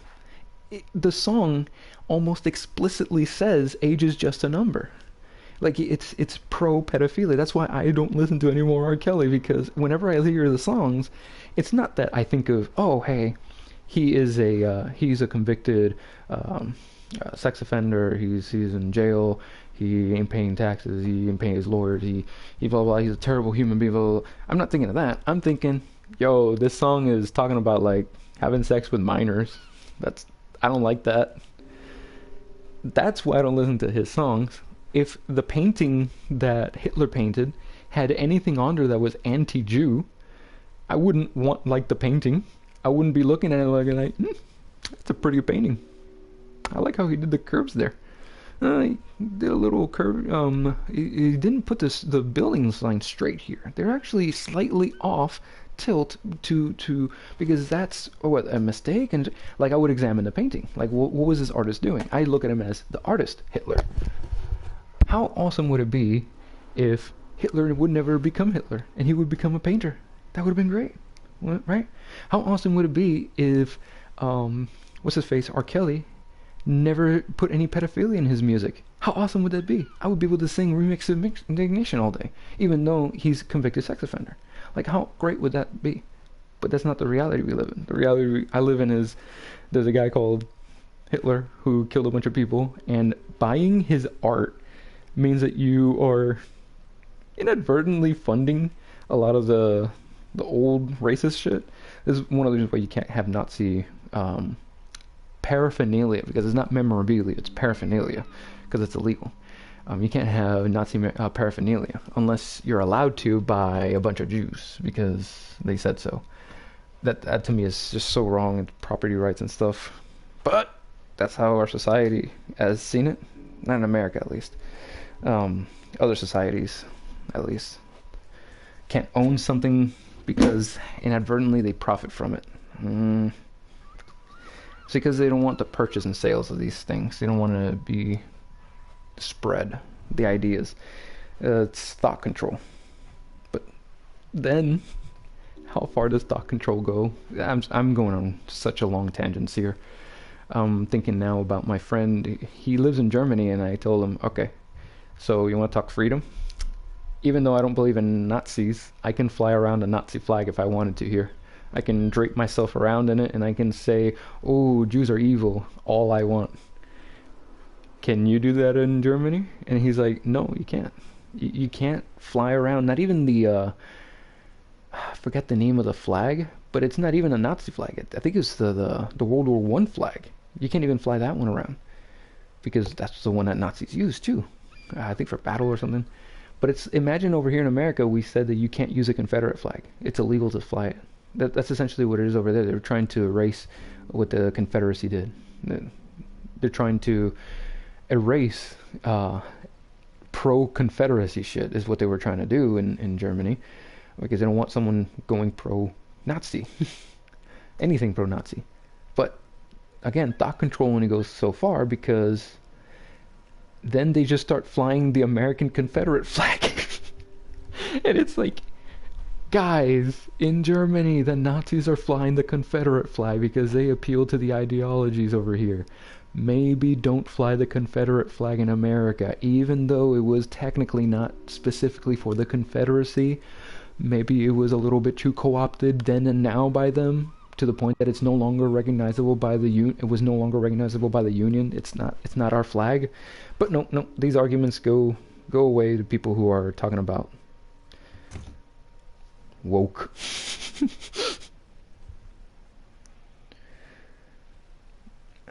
It's a weird conversation, because if you take it that art is a result of human expression, the artist is in some way reflected in that art. It's hard to 100% separate the two, but I get it. Yeah, it depends on what the art, the message is in the art, inherent in it, and what the artist's intent in the message. Like, if I draw a painting of a beautiful kitty cat, and it's got bows and ribbons on it, it's got butterflies and stuff like that, and then I show this to you, what's my intent? My intent is to show you a beautiful kitten with lots of butterflies and stuff like that. I like cats. Cats are pretty, yada yada yada. There's no message there. It's just a pretty cat. Now, if I showed you a cat hanging from a pole, barely able to grasp on, and yet looking perfectly unconcerned as it looks up, you would put the word "hang in there" on the bottom. Boom, there's a message there. Now I'm trying, there's a clear and intentful message there, telling you to motivate you to say, hey, see this cat? Even though it looks like it's in danger, there's no danger here. Hang in there. You'll be all right. Pull yourself up. If not, someone else will come by and help you up. Hang in there. Hold on. There's a clear and intentful message there. Even if I take out the words "hang in there" from the bottom of the text, you can still decipher that message. Someone could look at it thousands of years from now, the text is gone, and look at it and be like, oh, kitty cat looks pretty stoic there. Oh man, just like the cat, I should hang in there. Or they could also say, oh man, even those who are the most skilled at balance can fall sometimes, can falter. There's some form of message there that can be perceived. Now, then there's the author's intent, the artist's intent. If my intent in making that original photo with the kittens and the butterflies, my original intent in that was to say, Jews are evil, and there's no inherent message saying that Jews are evil. Imagine if all the people who thought that Jews were evil then started spreading that beautiful kitten photo around. And all of them understand that that's what you're trying to say with this, that beautiful kitten is evil. This is exactly the same example that I'm using with the OK symbol, where they've co-opted the OK and the Pepe frog, the little Pepe frog and stuff. The Nazi swastika, all this stuff has been co-opted by them. They've taken other people's stuff and then they use it. Doesn't mean that you should stop using it. Doesn't mean you should stop appreciating that beautiful kitten photo just because the artist intended to have a negative intent in there. It's about what the art is, how you perceive it as well. Artist intent means a little bit, but it doesn't mean much. It doesn't mean anything that J.K. Rowling said that Gandalf was gay. That doesn't mean anything. I don't see anything about Gandalf being gay in the books itself. There's nothing in there that says that he likes men. There's nothing for there to be about that. If she started saying, I actually envision Gandalf as a closeted pedophile. He's there and he was raping a lot of the kids. And it's like, where are you getting this from? Why do you believe this? It's like she herself is no longer went to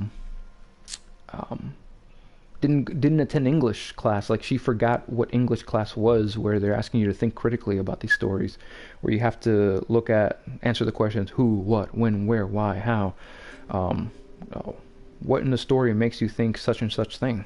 Do you see such and such? It's like, they're all classroom assignments that you do for old literature class that she's clearly forgotten to do. Keep making these? Yeah, I'll try, man. Yeah, the Pepe meme is taken by alt-right, but the guy who made it, his intent was not with the Pepe meme. And on top of that, nothing in the Pepe meme is inherently like Nazi or alt-right. There's nothing about it. It's about how it's used, the context. It's the intent.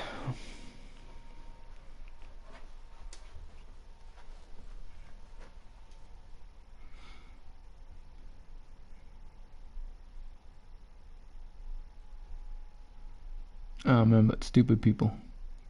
Going back to stupid people. There's a story by Coelho, which I'm actually going to read now. Every time I mention the story, I always read it because... Alright, see you, man. Have a good day. I haven't spoken with you or played with you in a long time since you moved servers, so hope you're doing well.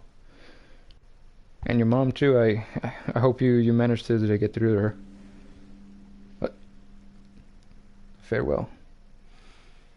I'm going to read the Coelho story.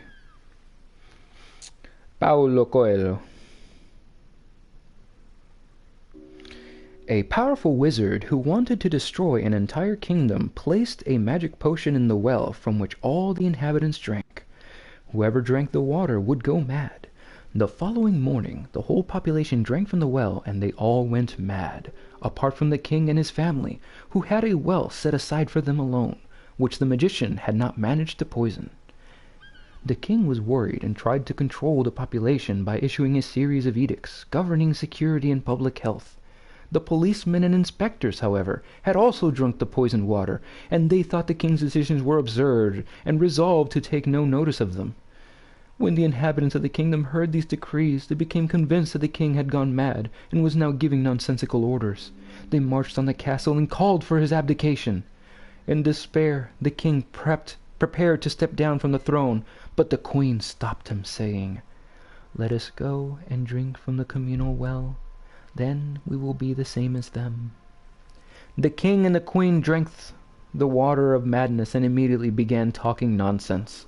Their subjects repented at once. Now that the king was displaying such wisdom, why not allow him to continue ruling the country? Wonderful story, depicting what stupidity is. Everyone looking at one another, agreeing, because they are being fed bullshit from a well.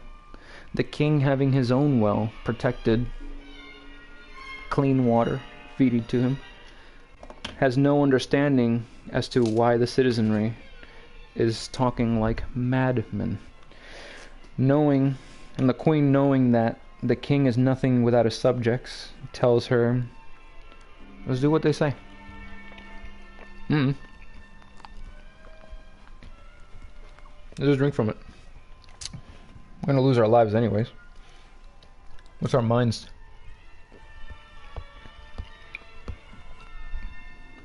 Sorry, eating a banana. Like, You have options. You have ways of gaining information. Just like the citizens have many ways of getting water. But they choose the easiest path, which is the well in the middle of the town. Problem is, the well's been poisoned. But not poisoned with anything obvious, discernible. Poisoned with magic, and anyone who can't resist the magic falls victim to it. And eventually, no matter how strong you are, you will fall victim to the powers of the well. They explored this very concept in the movie Doctor Strange, Multiverse of Madness, where a character was obtaining information from a well of madness. Not specifically a well, but I don't want to give up too much of the story and what characters were doing what. Keeping it spoiler free. But that's the main plot of the story. Someone was getting information from the well of madness, and he needs to figure out a way to save them. For how can a wizard counter another wizard's magic? It's already on them. What are you gonna do? Remove the hex? It doesn't work that way. The madness is within them. They are the madness. The madness is their thoughts. They are now the mad one. Not within the story and stuff, but I don't know if they properly captured that within the story, but that's how I've seen it. So, what do you do?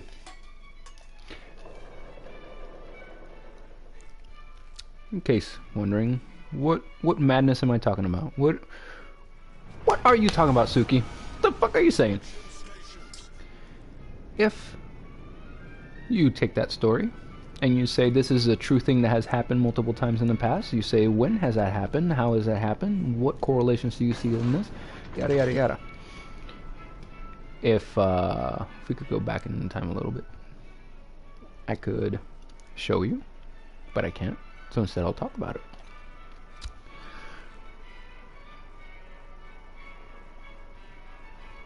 Some point in the past, the way that the average person in our society gathered their information fundamentally changed. No longer was it word of mouth. Instead, people were now sharing their ideas permanently through history. We used to do it through word of mouth, so that we could have permanent ideas, where someone would say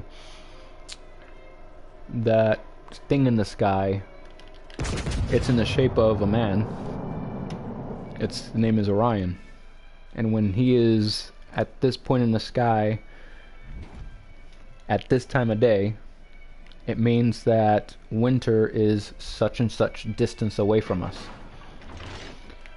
That was spread through word of mouth. Some point we were able to write it down, stone, in what's it called, through song, which is technically word of mouth, but it's a little different. Writing is the biggest one. When we invented the alphabet and we had a better way of communicating ideas, communicating with one another, better than just saying hot, cold, you are now able to say something along the lines of, I feel hot, but the room is cold. Differentiating between the I and the we. All these things slowly coming into being.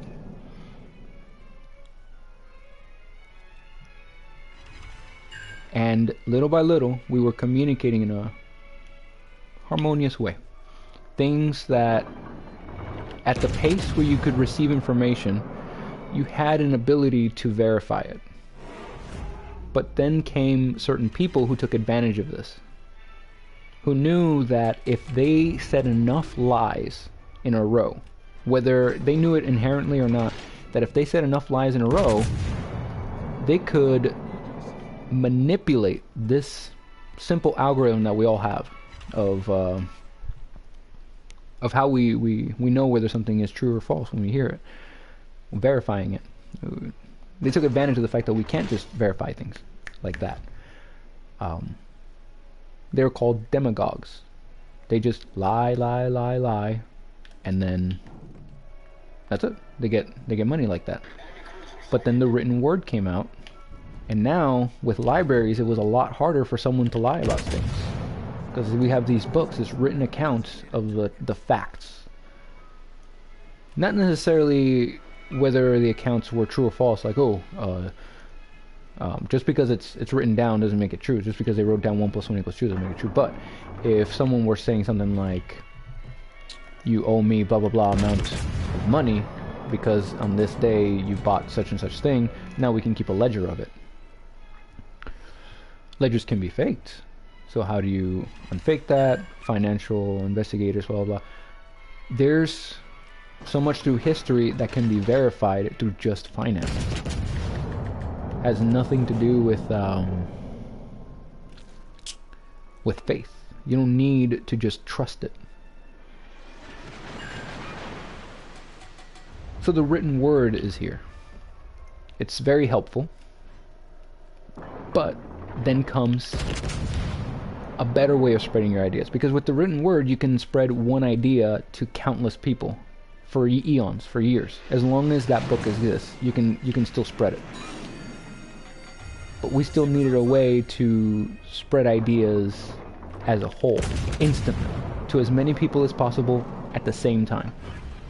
Then comes microphones, radios, transmissions, where now one person's voice, one group's ideas can now be more easily spread.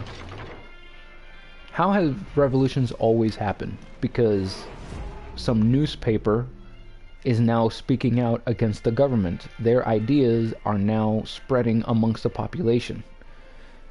Revolution. Da-da-da.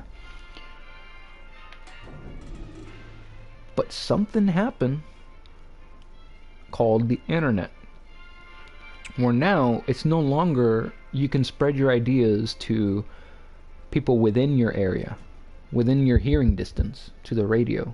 Now you can spread your ideas to anyone who has a computer. That means that, for example, the way to exploit talking is through lying. Do enough lying confidently, and suddenly you're a what's it called? You're a con man. You're a grifter.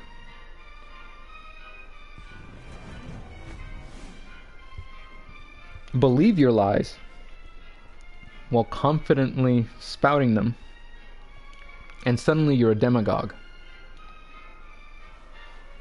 Or at least make it seem like you believe your lies. Be confident in them. Suddenly you're a demagogue.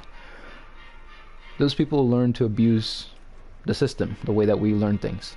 On the other side of that, we have the people who learn how to exploit the system through the written word. See, we have journalists who say the truth, who try to expose reality through their newspapers and their words. But then there's the other one. They're called tabloids, outrage media, blah blah blah. It has so many names that you can name it, but it's all the same thing. It's just lying through mass publication of the written word. Then you have the other one, which is the modern one, clickbait. How do you convince enough people of lies without them outright believing them? Clickbait. Get scandalous titles on your articles. Get outrageous conclusions to pieces that you write. The more outrageous and the more scandalous and ridiculous it is, the more people will talk about it. And if people are talking about it, then that means you're spreading the ideas. Because at some point, someone talking negatively about it is not going to do their good job of talking negatively about it. And instead, they're actually going to sound positive. Like, wait a minute. What's so bad about a woman being under men? They're going to talk positively about it, Andrew Tate. And they're going to start thinking his ideas are good. Even though they never examined them.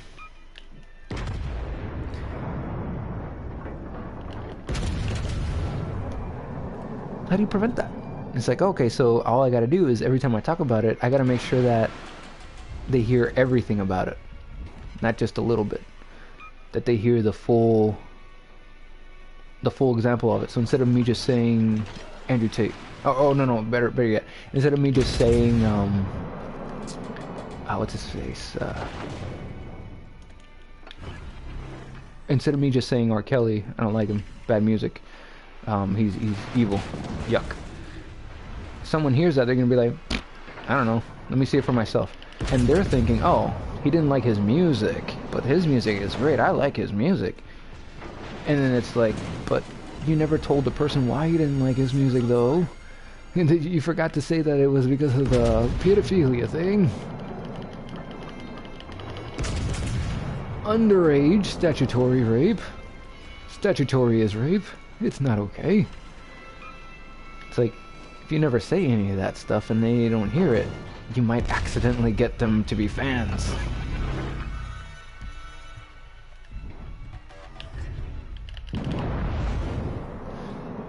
Anyways, that's the problem with talking about things that are taboo.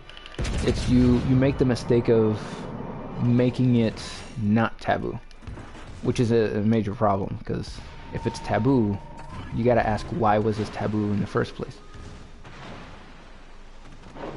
My god. I'm surrounded.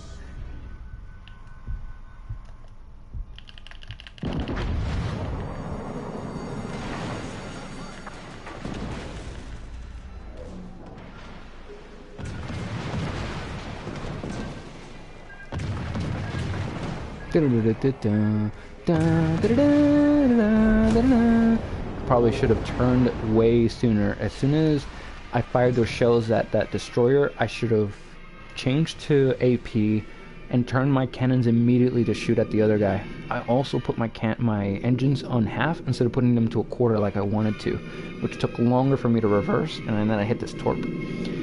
But if I did not use critical thinking skills, I would have just said, look at my teammate over here. Look at that trash teammate. What the fuck is he doing? Look at him down there.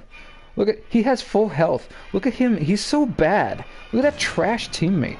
Oh my god, he's awful. Look at him shooting at that other ship. He's in a Republique going backwards against it. Oh my god, look at such trash. Look at those torps. He hit one. Like, you know he's gonna hit the next one. There's another destroyer. Like, they're so easy to do that, but much harder. The harder thing is thinking back, reversing the video in your head and going,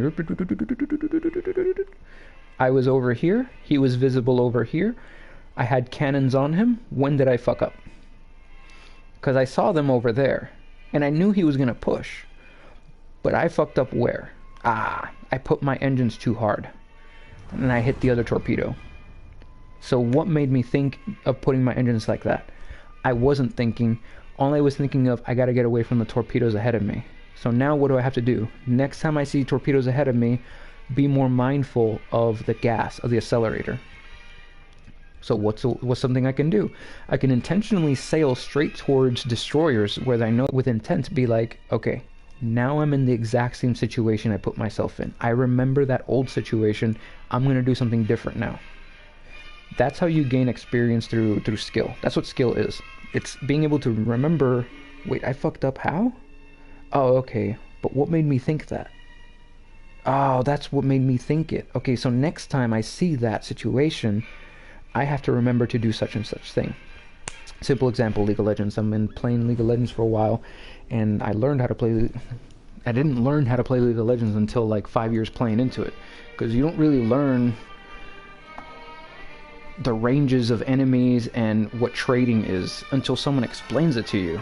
And if no one's explaining it to you, you're fucked. You're genuinely fucked. Just like in this game, if no one explains to you what detectability is and how it works, you're fucked. You're gonna be complaining the whole game about how everyone's shooting at you. You're in the middle of the map, getting shot at by everyone, going, how come I'm always dead? How come they never shoot him? It's like that. I mean, I complain about things, but while I'm complaining about it externally, I'm looking at it inside and analyzing what the fuck did I do wrong, and I try to think back. It's like, okay, well, what happened? I moved this way, and the enemy moved that way. So what if I would have moved the other way? Oh, and this is actually how game theory was established in the mid-1900s for World War II. They essentially started playing games on a giant board with ships, and they started saying, okay, well, if this ship goes this way, and this ship goes that way, which way should we go? And little by little, they started developing the best game strategies for how to combat submarines and torpedoes, just by looking at previous battles, making new battles, and analyzing what would the enemy do in this scenario, what would the enemy do in that scenario. Simple example, playing League of Legends, I played a lot of Scion, and I played against Yasuo. So in my head, I imagine, okay, so I press Q and I start winding it up, but in that time, he's going to dash. But he has to dash either towards me, behind me, or away from me. Regardless, he's going to try to dash out of my Q. So I can fake to use my Q to force him to dash. Boom. Now I have a plan of attack. Every time I Q, he will dash, if there's minions available for him to dash. That's a methodology. That's a plan of attack. That takes time to plan ahead. You have to already know this. This is skill. If I've never faced an enemy before, such as, let's say for example, it's my first time ever playing against an Alawi. I don't know anything she does. I walk up and I try to auto her, and she doesn't try to auto me. She walks away, and I'm like, okay, so she's a pussy. So I walk back to my minions, and as I walk back to my minions, boom, she lands her E and hits me. I don't know what that is, so I'm going to keep moving away to get away from it. Oh my gosh, it's a tether. It's not letting me get away. I keep going. Boom, the tether is released and I'm slowed. Uh-oh, I'm being slowed. What's happening? Suddenly a tentacle pops up to my side and I'm like, oh fuck, tentacle? So then the tentacle slams down and hits me.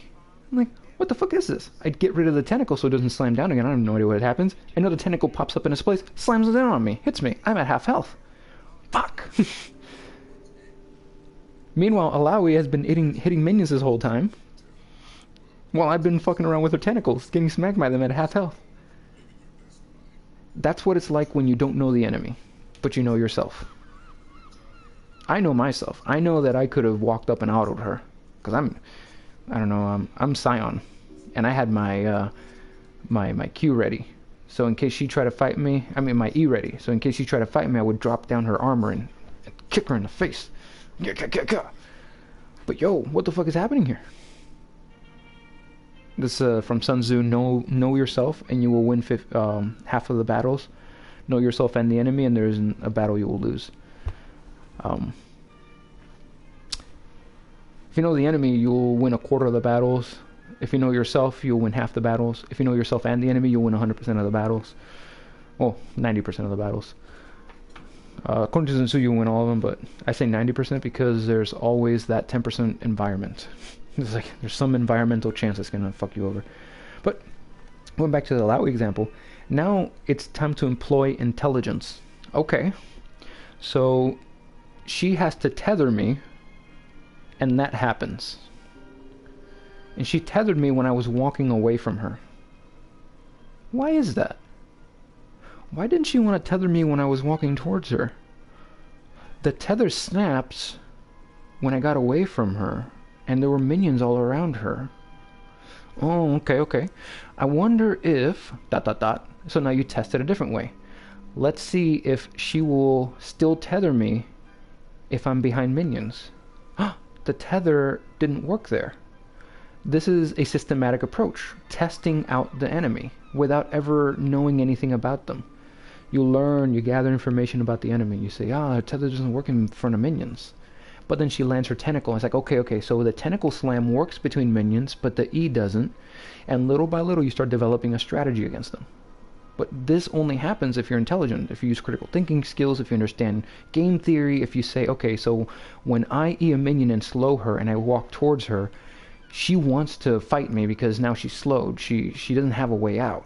So if I feign to walk towards her and I immediately turn down, I can avoid the E skill shot that I know is coming.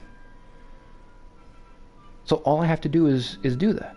So then you do it. You walk towards her, and then you walk down. And lo and behold, she missed. She tried to E you where you were walking towards her. And now you weren't walking towards her, so she missed. So now you can freely just walk straight up to her and use all your things, and just avoid the big Q tentacle, which you know is coming, so now you avoid that too. You start walking towards her and you dodge to the side.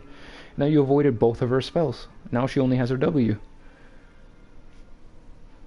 You've now defeated Alawi.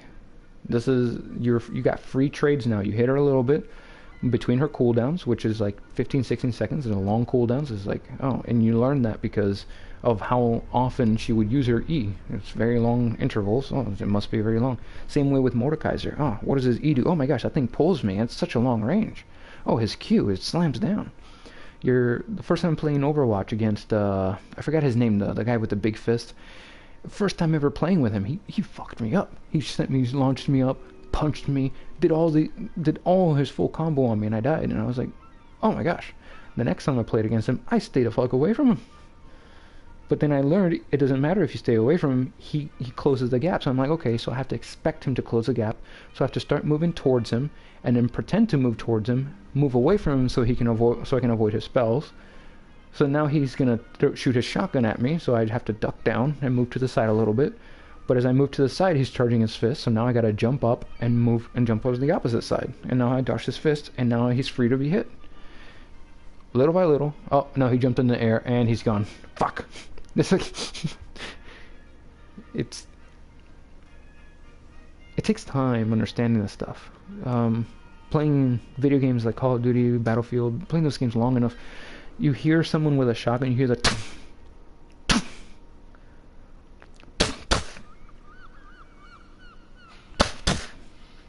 You hear that, and you're like, oh, that guy has a double barrel shotgun, and it takes time for him to reload. You hear... Okay, that's a submachine gun. You hear... And you're like, okay, that's an assault rifle. That's an LMG. Noob tube. Like, all these sounds are generic. They're in every video game. The pacing is the same. Every game, the shotgun, the is gonna be close range, hit you hard. You hear a shotgun, go in the opposite direction and shoot him from afar. You hear an SMG, go in the opposite direction, hit him from afar. You hear an assault rifle, get up close to them, or get really far away from them. You hear a sniper rifle, get really up close to them. This stuff is like... It's not intuitive. You have to experience getting shot up by an SMG at close range with your assault rifle and you getting frustrated over and over again. Not understanding why the hell is it that my M16 or my AK-47 keeps losing to this UMP.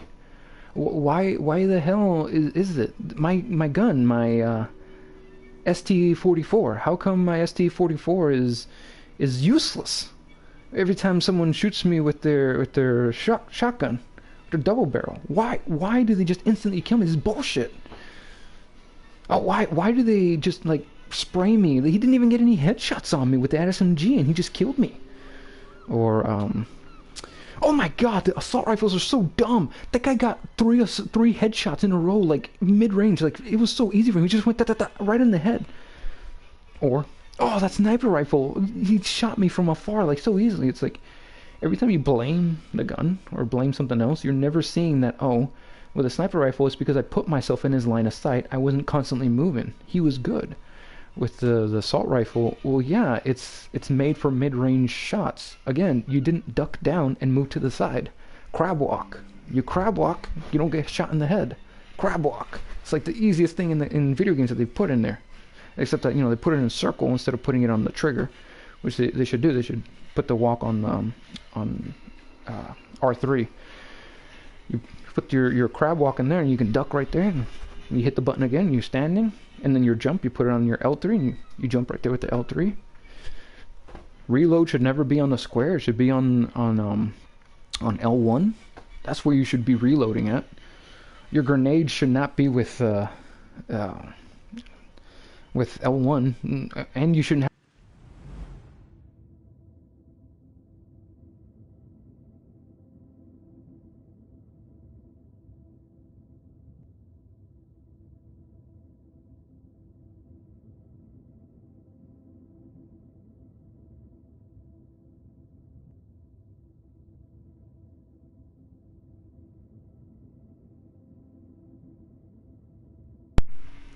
Oh, this is some bullshit. I've been talking this whole time. Oh my god, I've been talking this whole time. My controller died. Oh my god, I've been talking this whole time. My controller died. Oh my god, it's just blank. Ugh. I wonder what was the last thing I said. My god.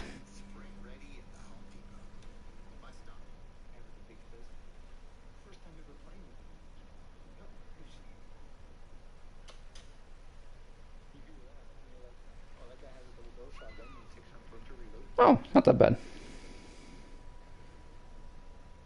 I wonder. That's where you should be reloading at. Your grenade should not be with L1, and you shouldn't have. Oh, okay. Yeah. So what I was saying was that it took a very long time for me to learn that. Oh, okay, Pandora, you install. Okay. It took a very long time for me to learn that the optimal way to set up a controller is to make it so that you never get your fingers off the triggers, because if you get your fingers off the triggers and something happens, or you're not actively looking around, like, the most important thing is to look around, to see the enemies where they're at, to use the mini-map to gather information where they last shot at and stuff. And when you look around, and when you lose the ability to look around because you're in the middle of crouching, because they moved your looking around button, the analog stick, instead of moving the button to look around, you press circle. I mean to duck, instead of pressing R3 to duck. So now you have your finger off the trigger, off the looking around thing, and you press circle to duck. Well, now in that time you have to move your finger back to the trigger, so you can move it. In that whole time you could have been shot. All because you didn't tilt your head down. Because in most video games, if you tilt your head down, if you look straight down, you can't get shot in the head. There's no headshot. The idea is, you're wearing a helmet. It's a bulletproof helmet. What did we just send over to Ukraine? Well, not just, but what have we been sending to Ukraine? And not just us, but Germany too? A bunch of fucking helmets. Why? Because bulletproof helmets save lives. The bullets ricochet off the helmets. You seen Saving Private Ryan? Funniest thing, you guys got a helmet on. Bounces off the helmet. He takes it off. He's like, oh my god, the helmet. King. Shot in the head. Amazing. Amazing. Person who's like, they avoided a major car accident. They get out of the car, but they step into traffic and get hit with a car. It's the same type of comedic approach. But anyways, it's just amazing. Let me go back here. Stupidity, ignorance. Let's say I didn't know anything about playing video games and stuff, and I was raised a fool. Regardless of that, if I played World of Warships, I would already know that if you are in a destroyer like a Gearing, you don't want to get anywhere fucking near a Montana. How do I know that? That thing looks big. This thing looks small. Simple. Look at how small my cannons are. That thing has too much HP. So instead you look at, well, what do I have? I have torpedoes. 20-kilometer torpedoes. That's what I'm going to use against them. Simple. So then you say, okay, so what can kill me? This guy can kill me. This guy can kill me. How do I know that? Reload. They have really fast reload time. That's probably better. They have fast reload time, and on top of that, this radar and sonar, which is why I put into this one too. Radar and sonar. They're gonna kill me instantly. So all of a sudden, even without me ever knowing anything about video games, shooting games, something like that, I can already see the balance in here. How big ship, big cannons has issues against little ship it can't see. Little ship it can't see has issues against medium-sized ships that reveal its position. Ships like this that reveal position are too small to handle big ships like this. They get eliminated quickly. Small ships like this have to hide behind islands and slowly kill these ships. These ships, to avoid getting killed slowly, will shoot you once and kill you. There's a rock, paper, scissors flow. Learning that rock, paper, scissors flow to things and why rock beats paper, paper beats scissors.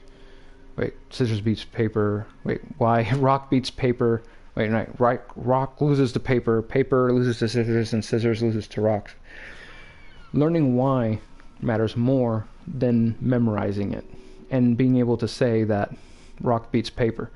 Because if you say the words rock beats paper, it doesn't make it true. If the example you think of is, well, rock beats paper because rock can destroy paper. It's like, well, no, that's what happens with scissors. Because when rock tries to destroy paper, it's actually covered by it. So you try to throw the rock onto the paper, and then the paper envelops it and wraps itself around it.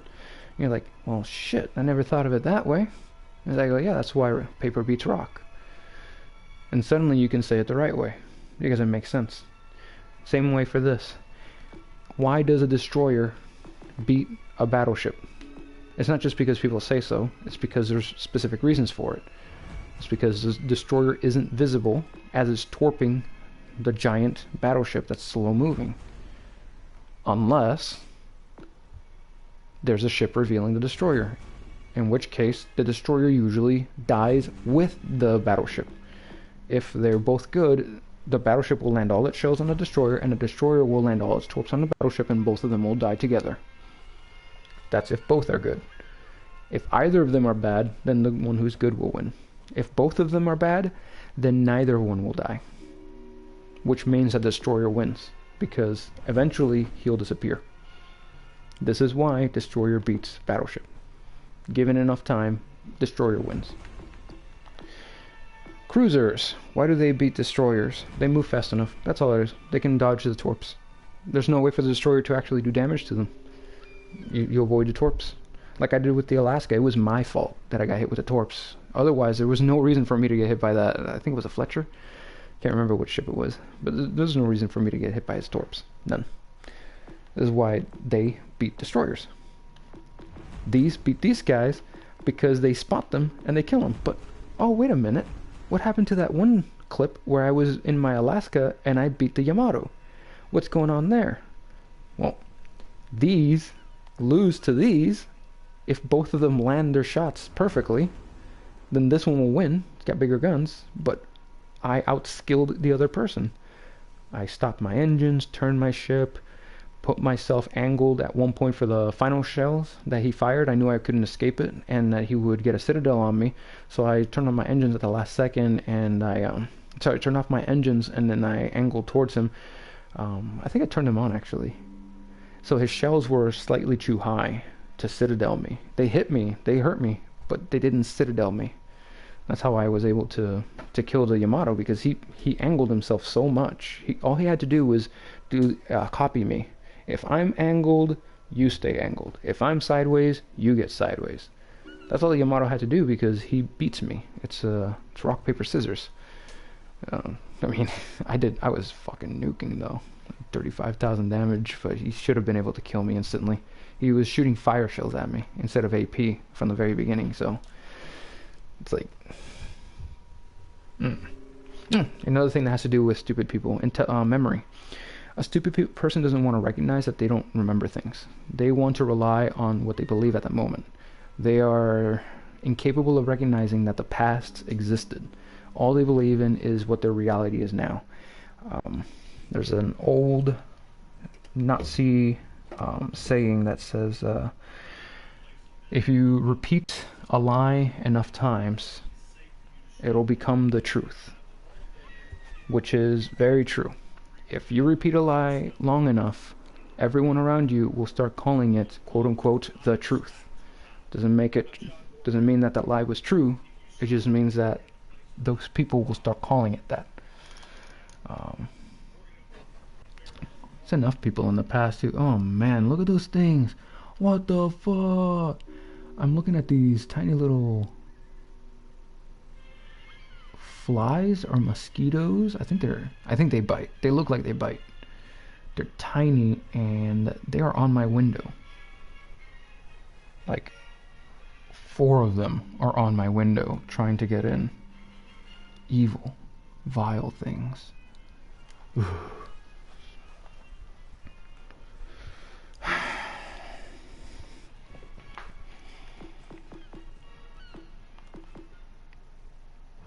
Whether it's this game or it's any other game, if you think with rock, paper, scissors in mind, and you start acting methodically,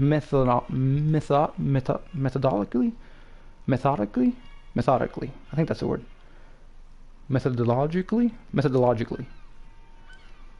yeah, methodologically, that's the right word. If you start thinking methodologically, that is, you start thinking through a process. You get a checklist of things to avoid, things to look for. You can do some pretty amazing things, such as my Kansas, oh boy, my Kansas. AP shell penetration multiplier, minimum ricochet angle of your shells, along with main AP shell damage and battery dispersion with main battery range. This thing is 100% set up to snipe people from afar. Get too close and the sniper rifle will be used on your head or your chest. It's a very powerful ship. But at the same time, increased risk of catching fire, lower battleship speed, diminished rudder shift time, and lower party duration. All of those combined means I am a very slow boy. Slow to dodge torps, slow to dodge shells, slow to get to areas I need to get to, slow to do everything. The only thing that isn't slow on my ship, thankfully, is the damage, which is what I focused heavily on. In ancient Greeks, I believe it was, they said your whetstone is as sharp as your sword is as sharp as a whetstone used upon it. So if you don't get yourself a good stone, your sword ain't gonna be sharp. You know what I'm saying?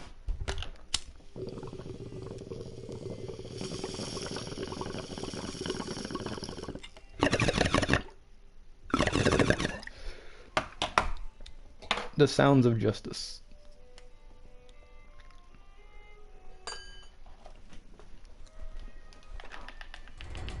Alright, so I got a Kansas. There's no carrier here, sadly. I wish it was a carrier. They got Iowa, right? Okay.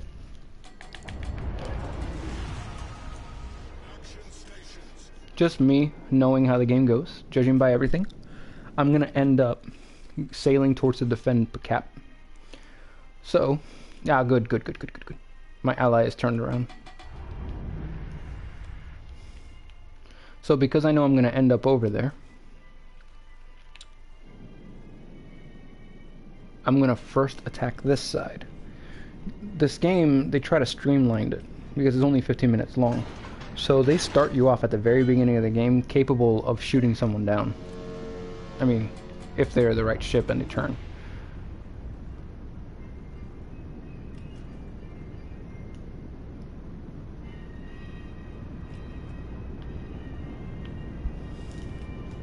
I'm gonna be turning in because I'm hoping that I can get in that situation again. It's not gonna happen though. I just saw who the enemies are. I'm turning my ship around. Well, the plan was always to turn my ship around, but I was hoping that one of them would get spotted at the very beginning. I'll be able to shoot him. Enemy force detected. Lo and behold, there they are.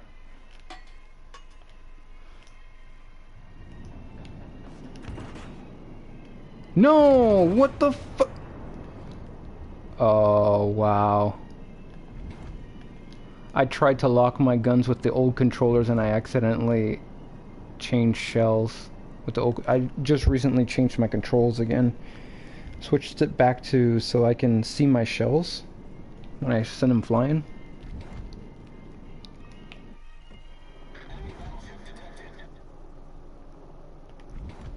Hello, Miyoko.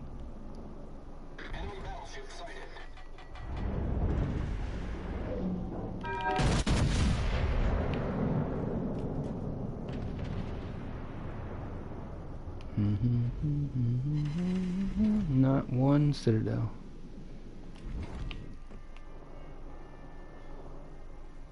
And until they put the tool in here, the practice mode. Oh my, look at that damage on the Miyoko. Please, Miyoko, don't die to them. Die to me.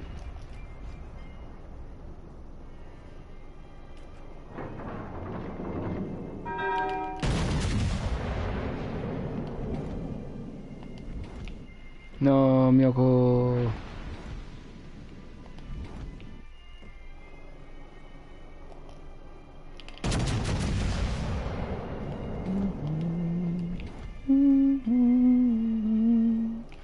So stupid people.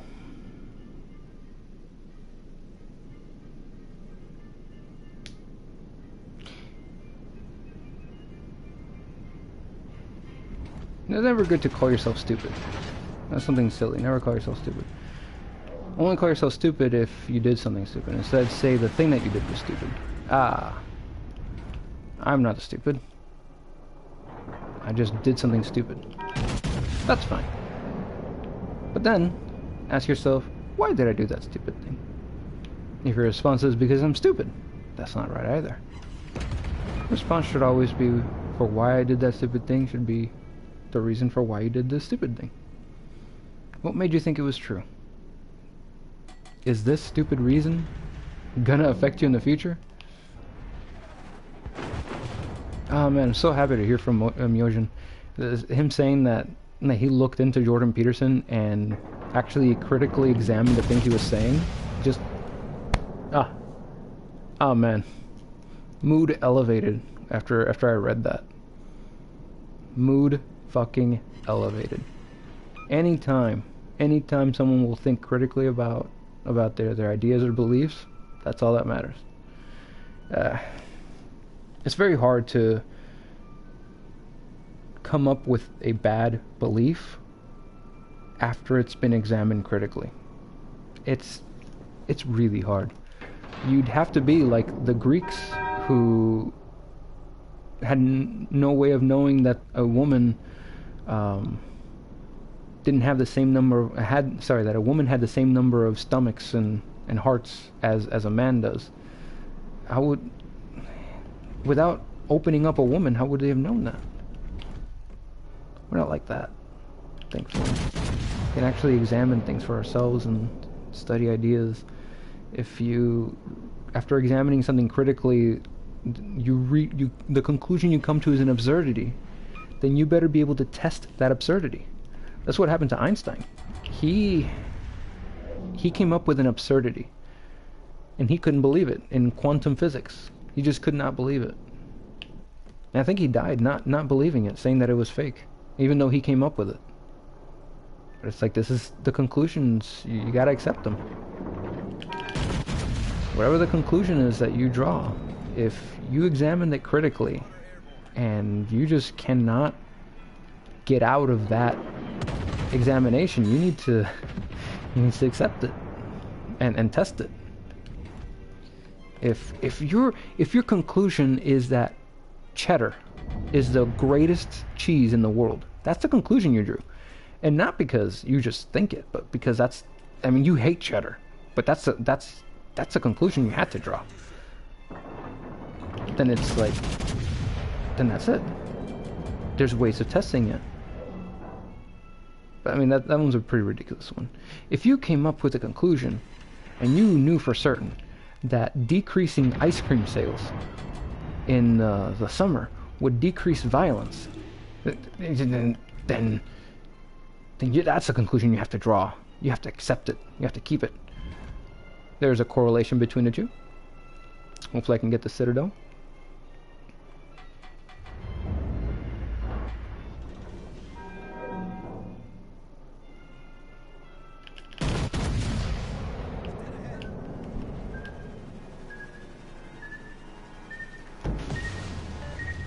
Yeah, right into protection. Citadel!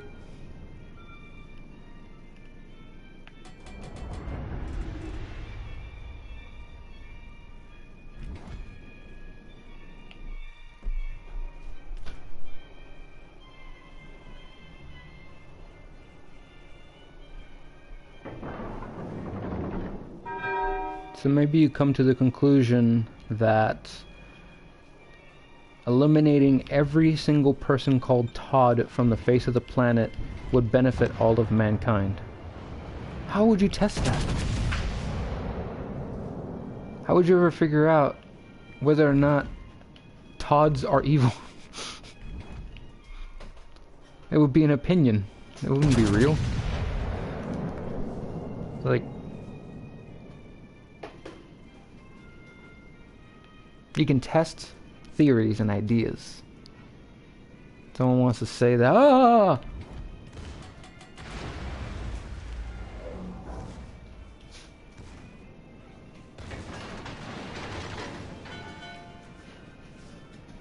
Torpedoes, dead ahead.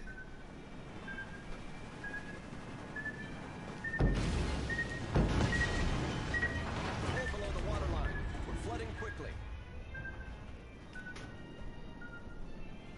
Torpedoes, dead ahead.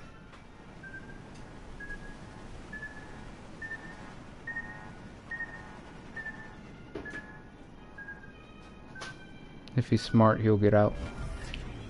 Problem solved, sir.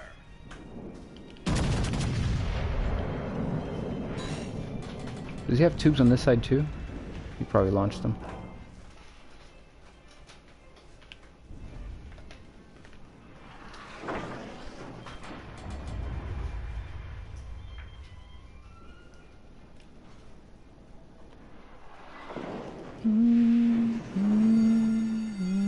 The ship is on fire.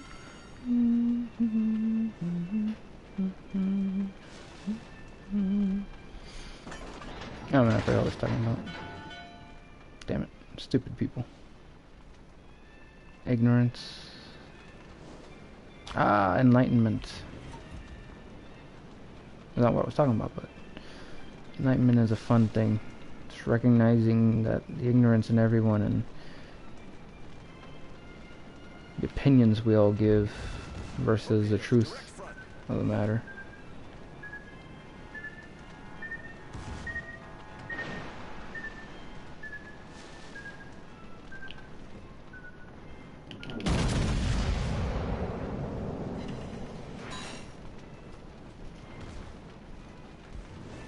Torpedoes, dead ahead. Battle ends in 5 minutes. All breeze. We're taking on water quickly.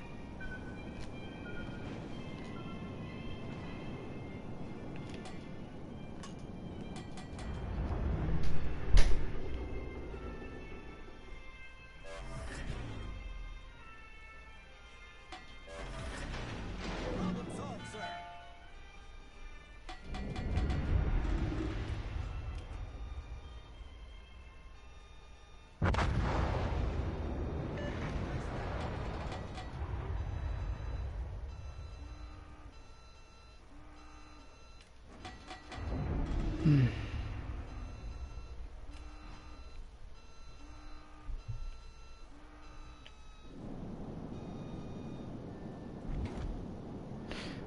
When is a belief no longer belief? When does it become knowledge? When you test it. If you test it, and the test shows that it's real, if you test it, and I shot that wrong, and the test is Our team has Valid.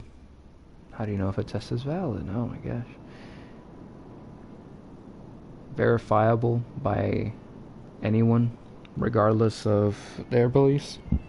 So, if you look at the Monty Python, she's a witch! By their standards, she is a witch. She's dressed like one, talks like one, looks like one. All of it points to that woman being a witch. For their standards, her weighing the same as a duck on his scale, those standards of evidence are enough. But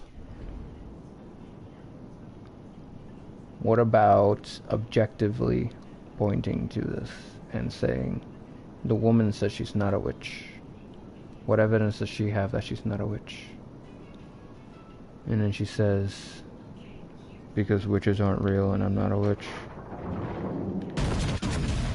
Their response would be, witches are real. So then she says, have you ever seen a witch? Do you know what witches are?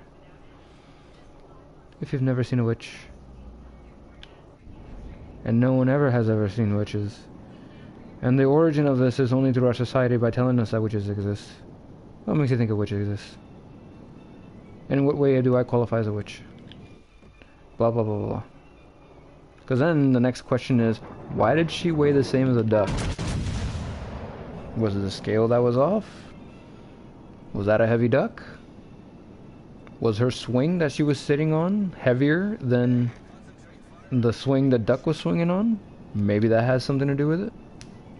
Perhaps. So many reasons for this, but you know, whatever.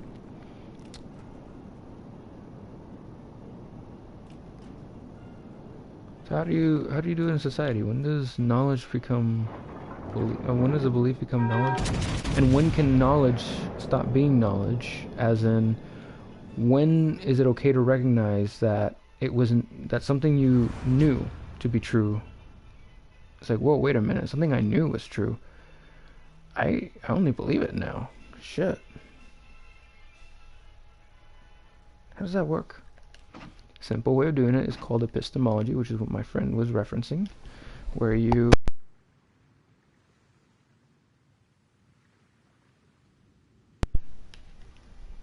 whoops, accidentally unplugged my mic there. Where you examine why you believe it, the origins of it, how you came into believing it, blah blah blah. Oh, 5 more ships. 5 more ships and 5 more citadels.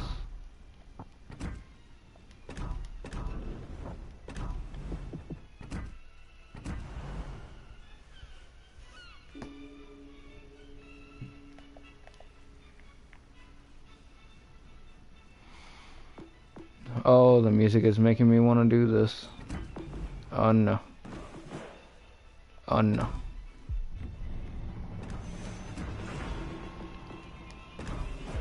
Oh, bad things are about to happen.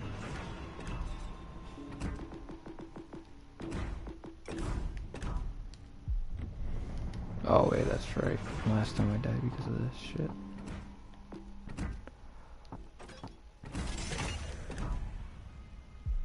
I made my Iowa like a super beefy.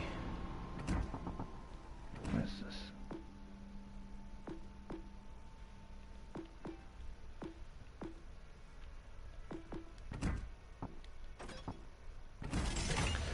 So I made my Iowa into a really weird beefy brawler. Because I don't just use this one for my Iowa.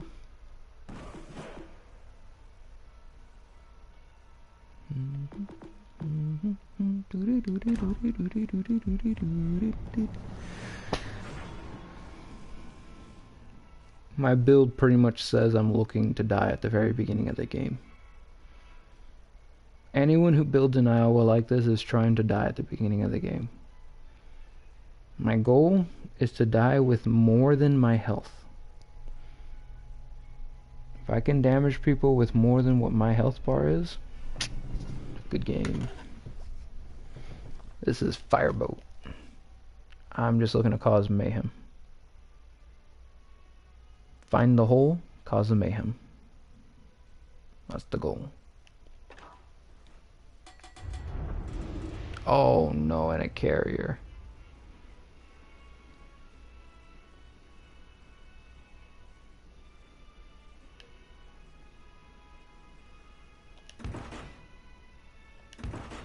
And there's no cruisers here.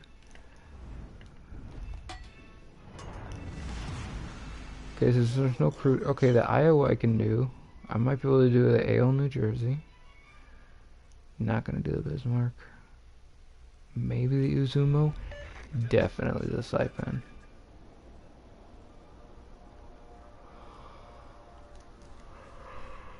Ugh.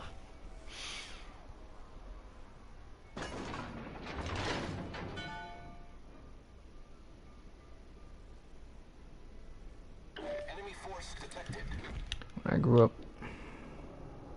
when I was growing up. We called it critical thinking skills. That's when you said who, what, when, where, how, why. I saw the enemy team and I said, well, no chance of getting any citadels. Let me switch over to HEs. My enemy, however, said to himself, HE shells, AP shells. That's what I need right now in this situation. Look at him. Doing.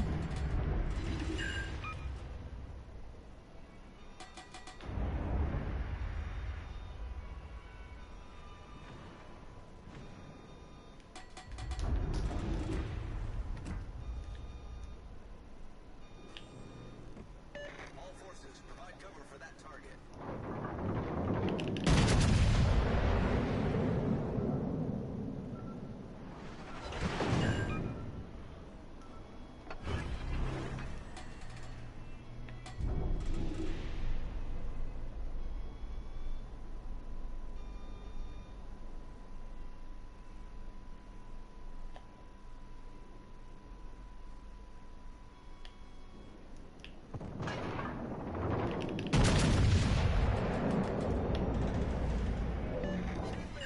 I need your support.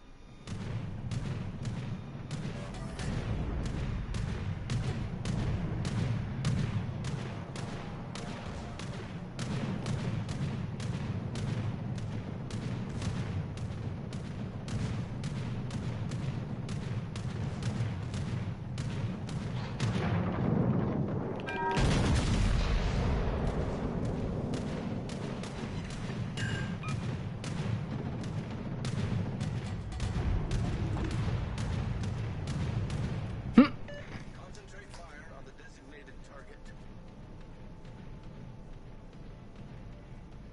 Oh man, isn't this terrifying? There's just an Iowa hitting you with its secondaries, slowly encroaching on you.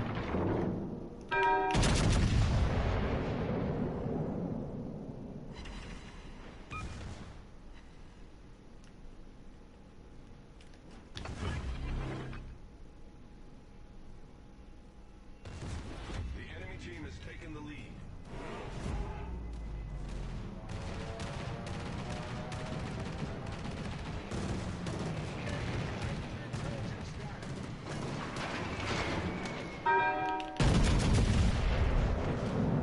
Smack. The ship is on fire.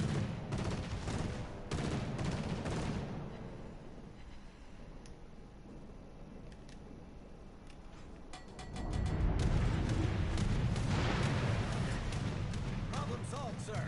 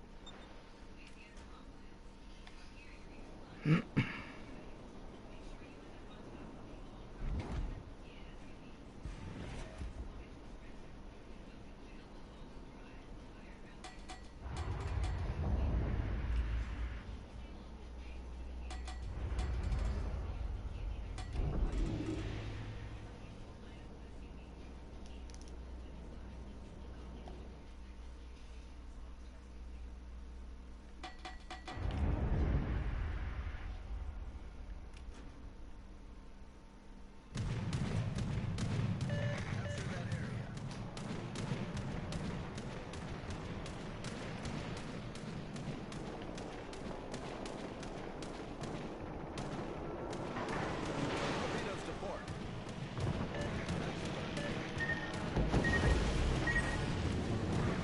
Critical engine damage.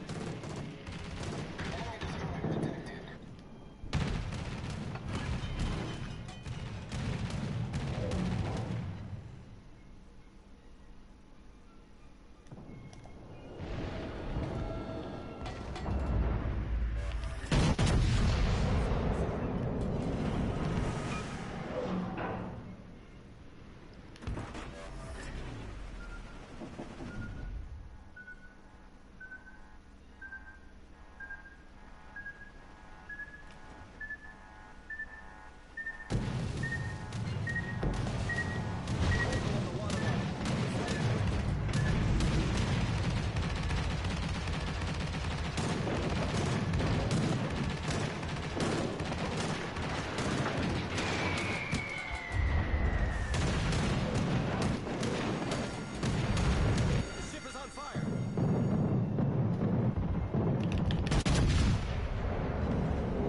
Not a single citadel. The enemy team has taken the lead.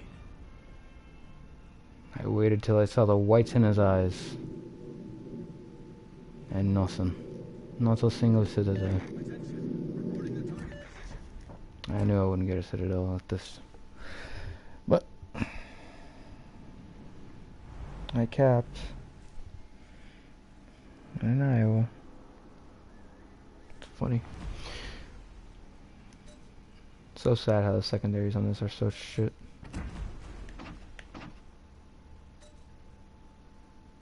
.5 firing range. It's terrible.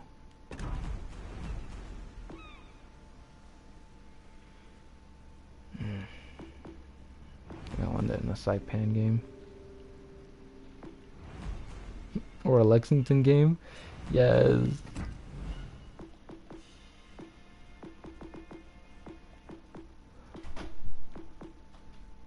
It's ridiculous.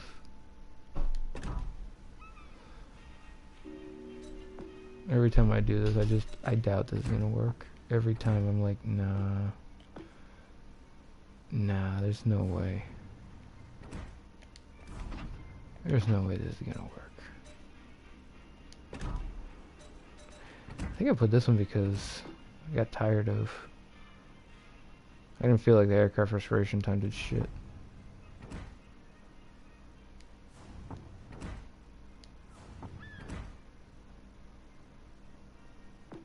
I should change it to the aircraft cruise speed.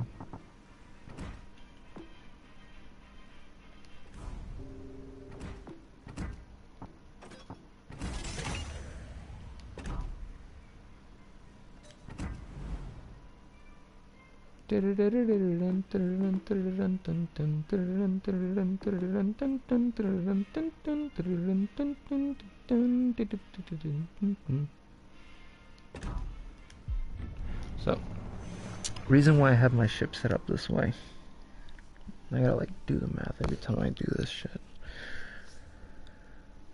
Goals and objectives. The goal of any good American aircraft carrier is to deny the enemy's aircraft carrier. Not necessarily to kill the enemy. So what am I looking to do? I'm gonna see what is he likely to shoot at? Where's he gonna go?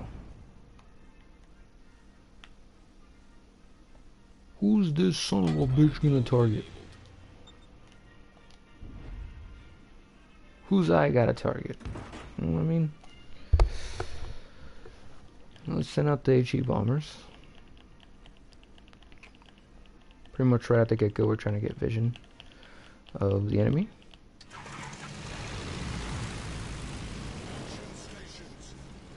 All simultaneously.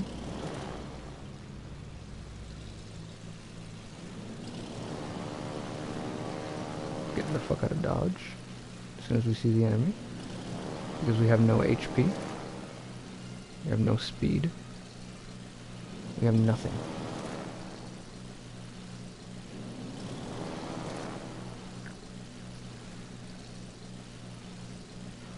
The other side.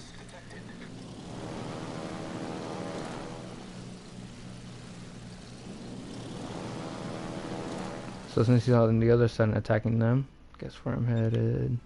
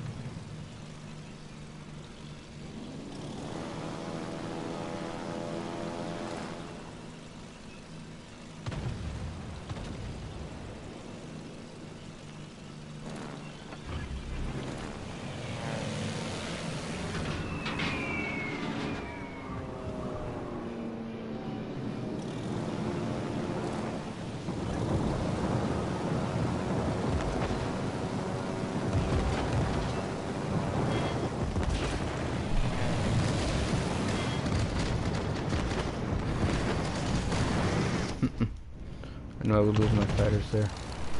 I saw his fighter plane in the air and I was like, it ain't looking good. He did the same thing. He tried to attack even through the fighter plane. It's never smart to do that. Don't smoke the weed.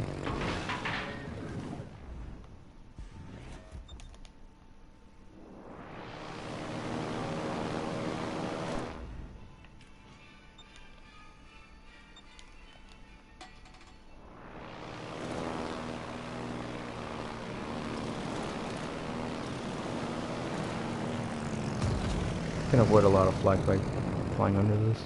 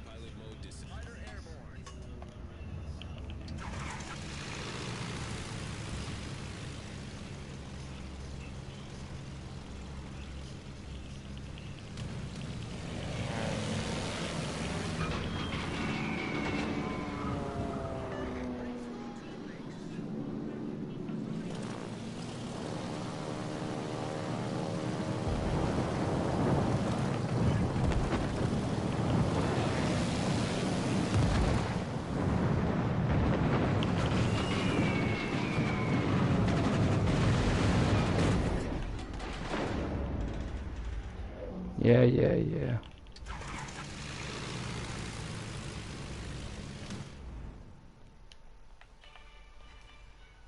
Autopilot mode enabled. Autopilot mode disabled. Autopilot mode enabled.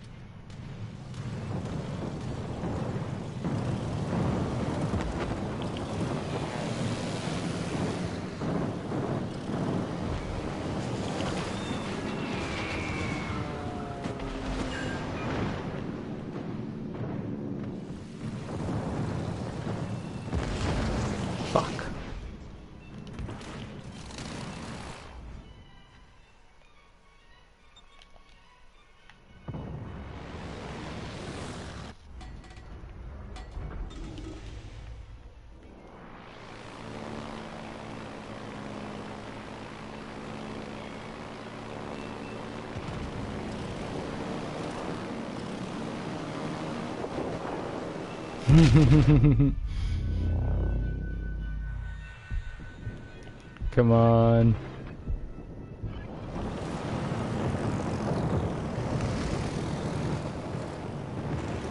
Into the thick of it. Into the thick of it. Here we are. Yes, Sean Horst. Yes.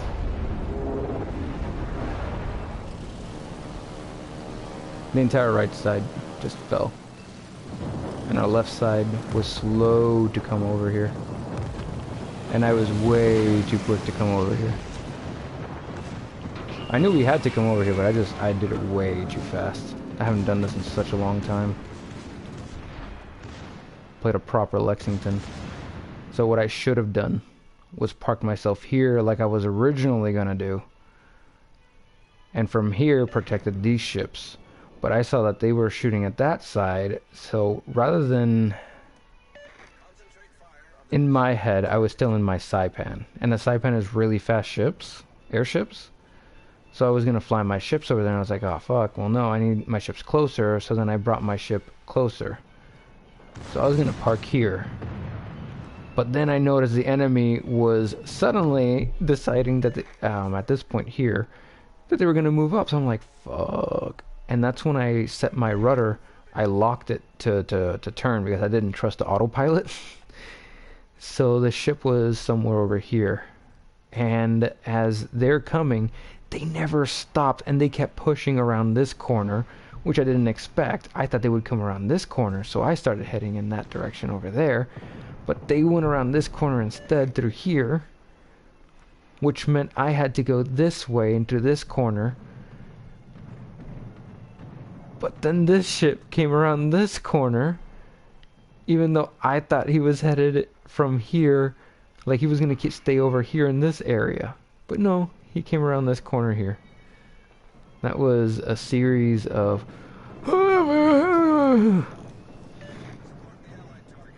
But it's hard. I'm playing George Dewey type of build on the Lexington where I'm trying to stay as close as I can to the front lines next to an island, launching airplanes onto a ship, and killing everything around me. The airplanes.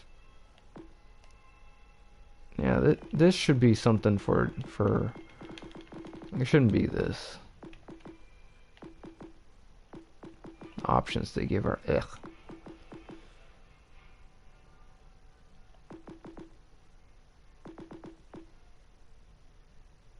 I wonder if this works with airplanes. I don't know. I got this specifically because of Will to Rebuild. I mean, I could get the William Sims or what's it called? Oh, I have Thomas, but it wouldn't help with anything. I would get no fly zone. This is worthless. I mean, this one would be Porcupine. That would be it. Worthless, so it would be this one. Worthless, so it's this one. And then that. So it's like, nope. So then we look at Williamson's and we're like, alright, that's worthless. Worthless. Worthless. Worthless.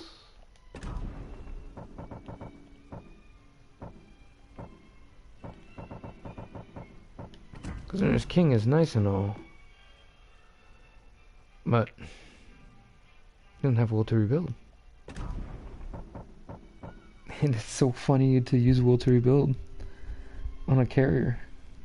It's just like, oh, you hit me, okay. I'm next to my team, and so you're not gonna kill me. I do the same thing with Helena. And on top of that, I don't have the last upgrade. Because the last upgrade, this is a fireboat. The last upgrade reduces the reload time by 1 second. Increases the damage by 200 and well, 100. But it's a whole second. I don't care about 180 turret time. Fuck that. So this is a fireboat. I did the same thing, except I put on will to rebuild. Secondary, secondary. Then I put this instead. Main battery range.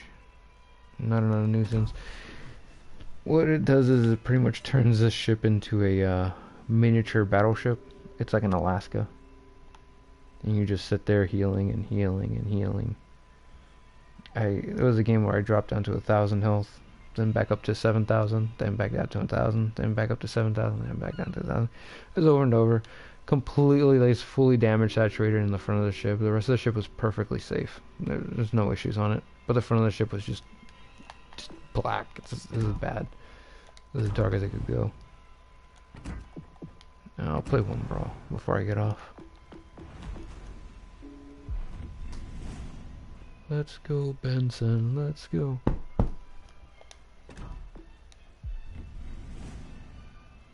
Kid, kid, kid, kid, kid, kid. Kid, kid, kid, kid, kid, kid, kid.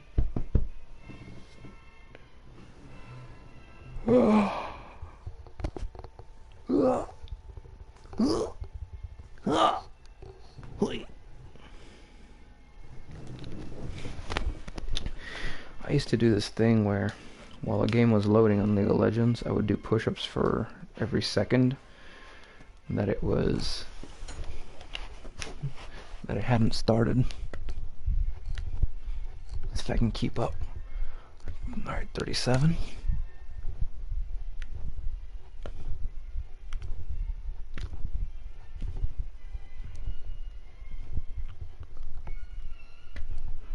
Oh man, game's already started. Only at 20.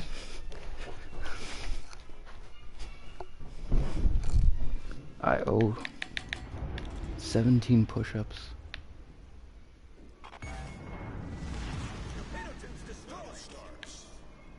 Hey! Hey, you bitches! Shoot me!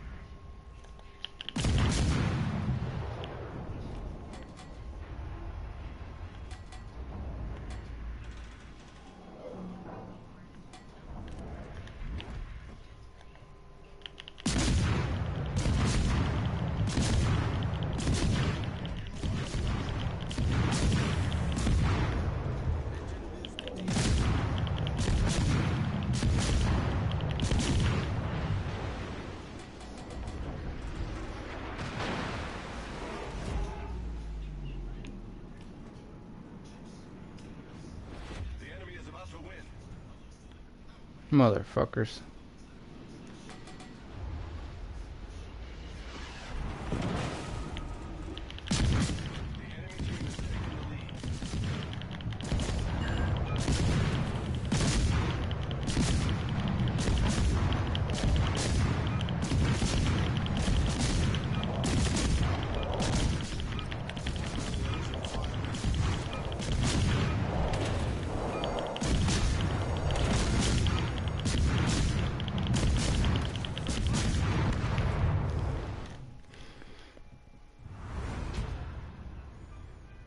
I need to switch my controllers to do this game. It's hard to do it with here to steer and control the speed in the same control stick. It's hard. Ah, the mouse did better than me. That game didn't do shit.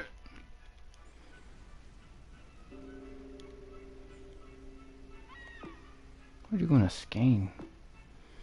I think it's a torque boat, I thought.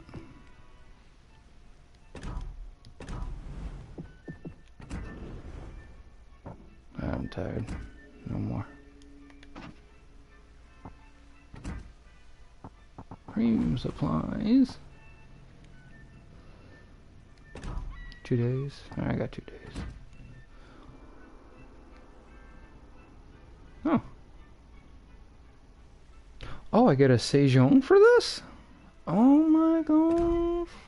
How many days do I got this for? Doesn't say a time limit. That's fucked. Okay. Alright, got the Sejon.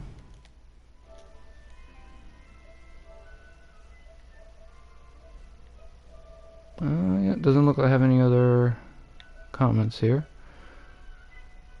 Bye-bye.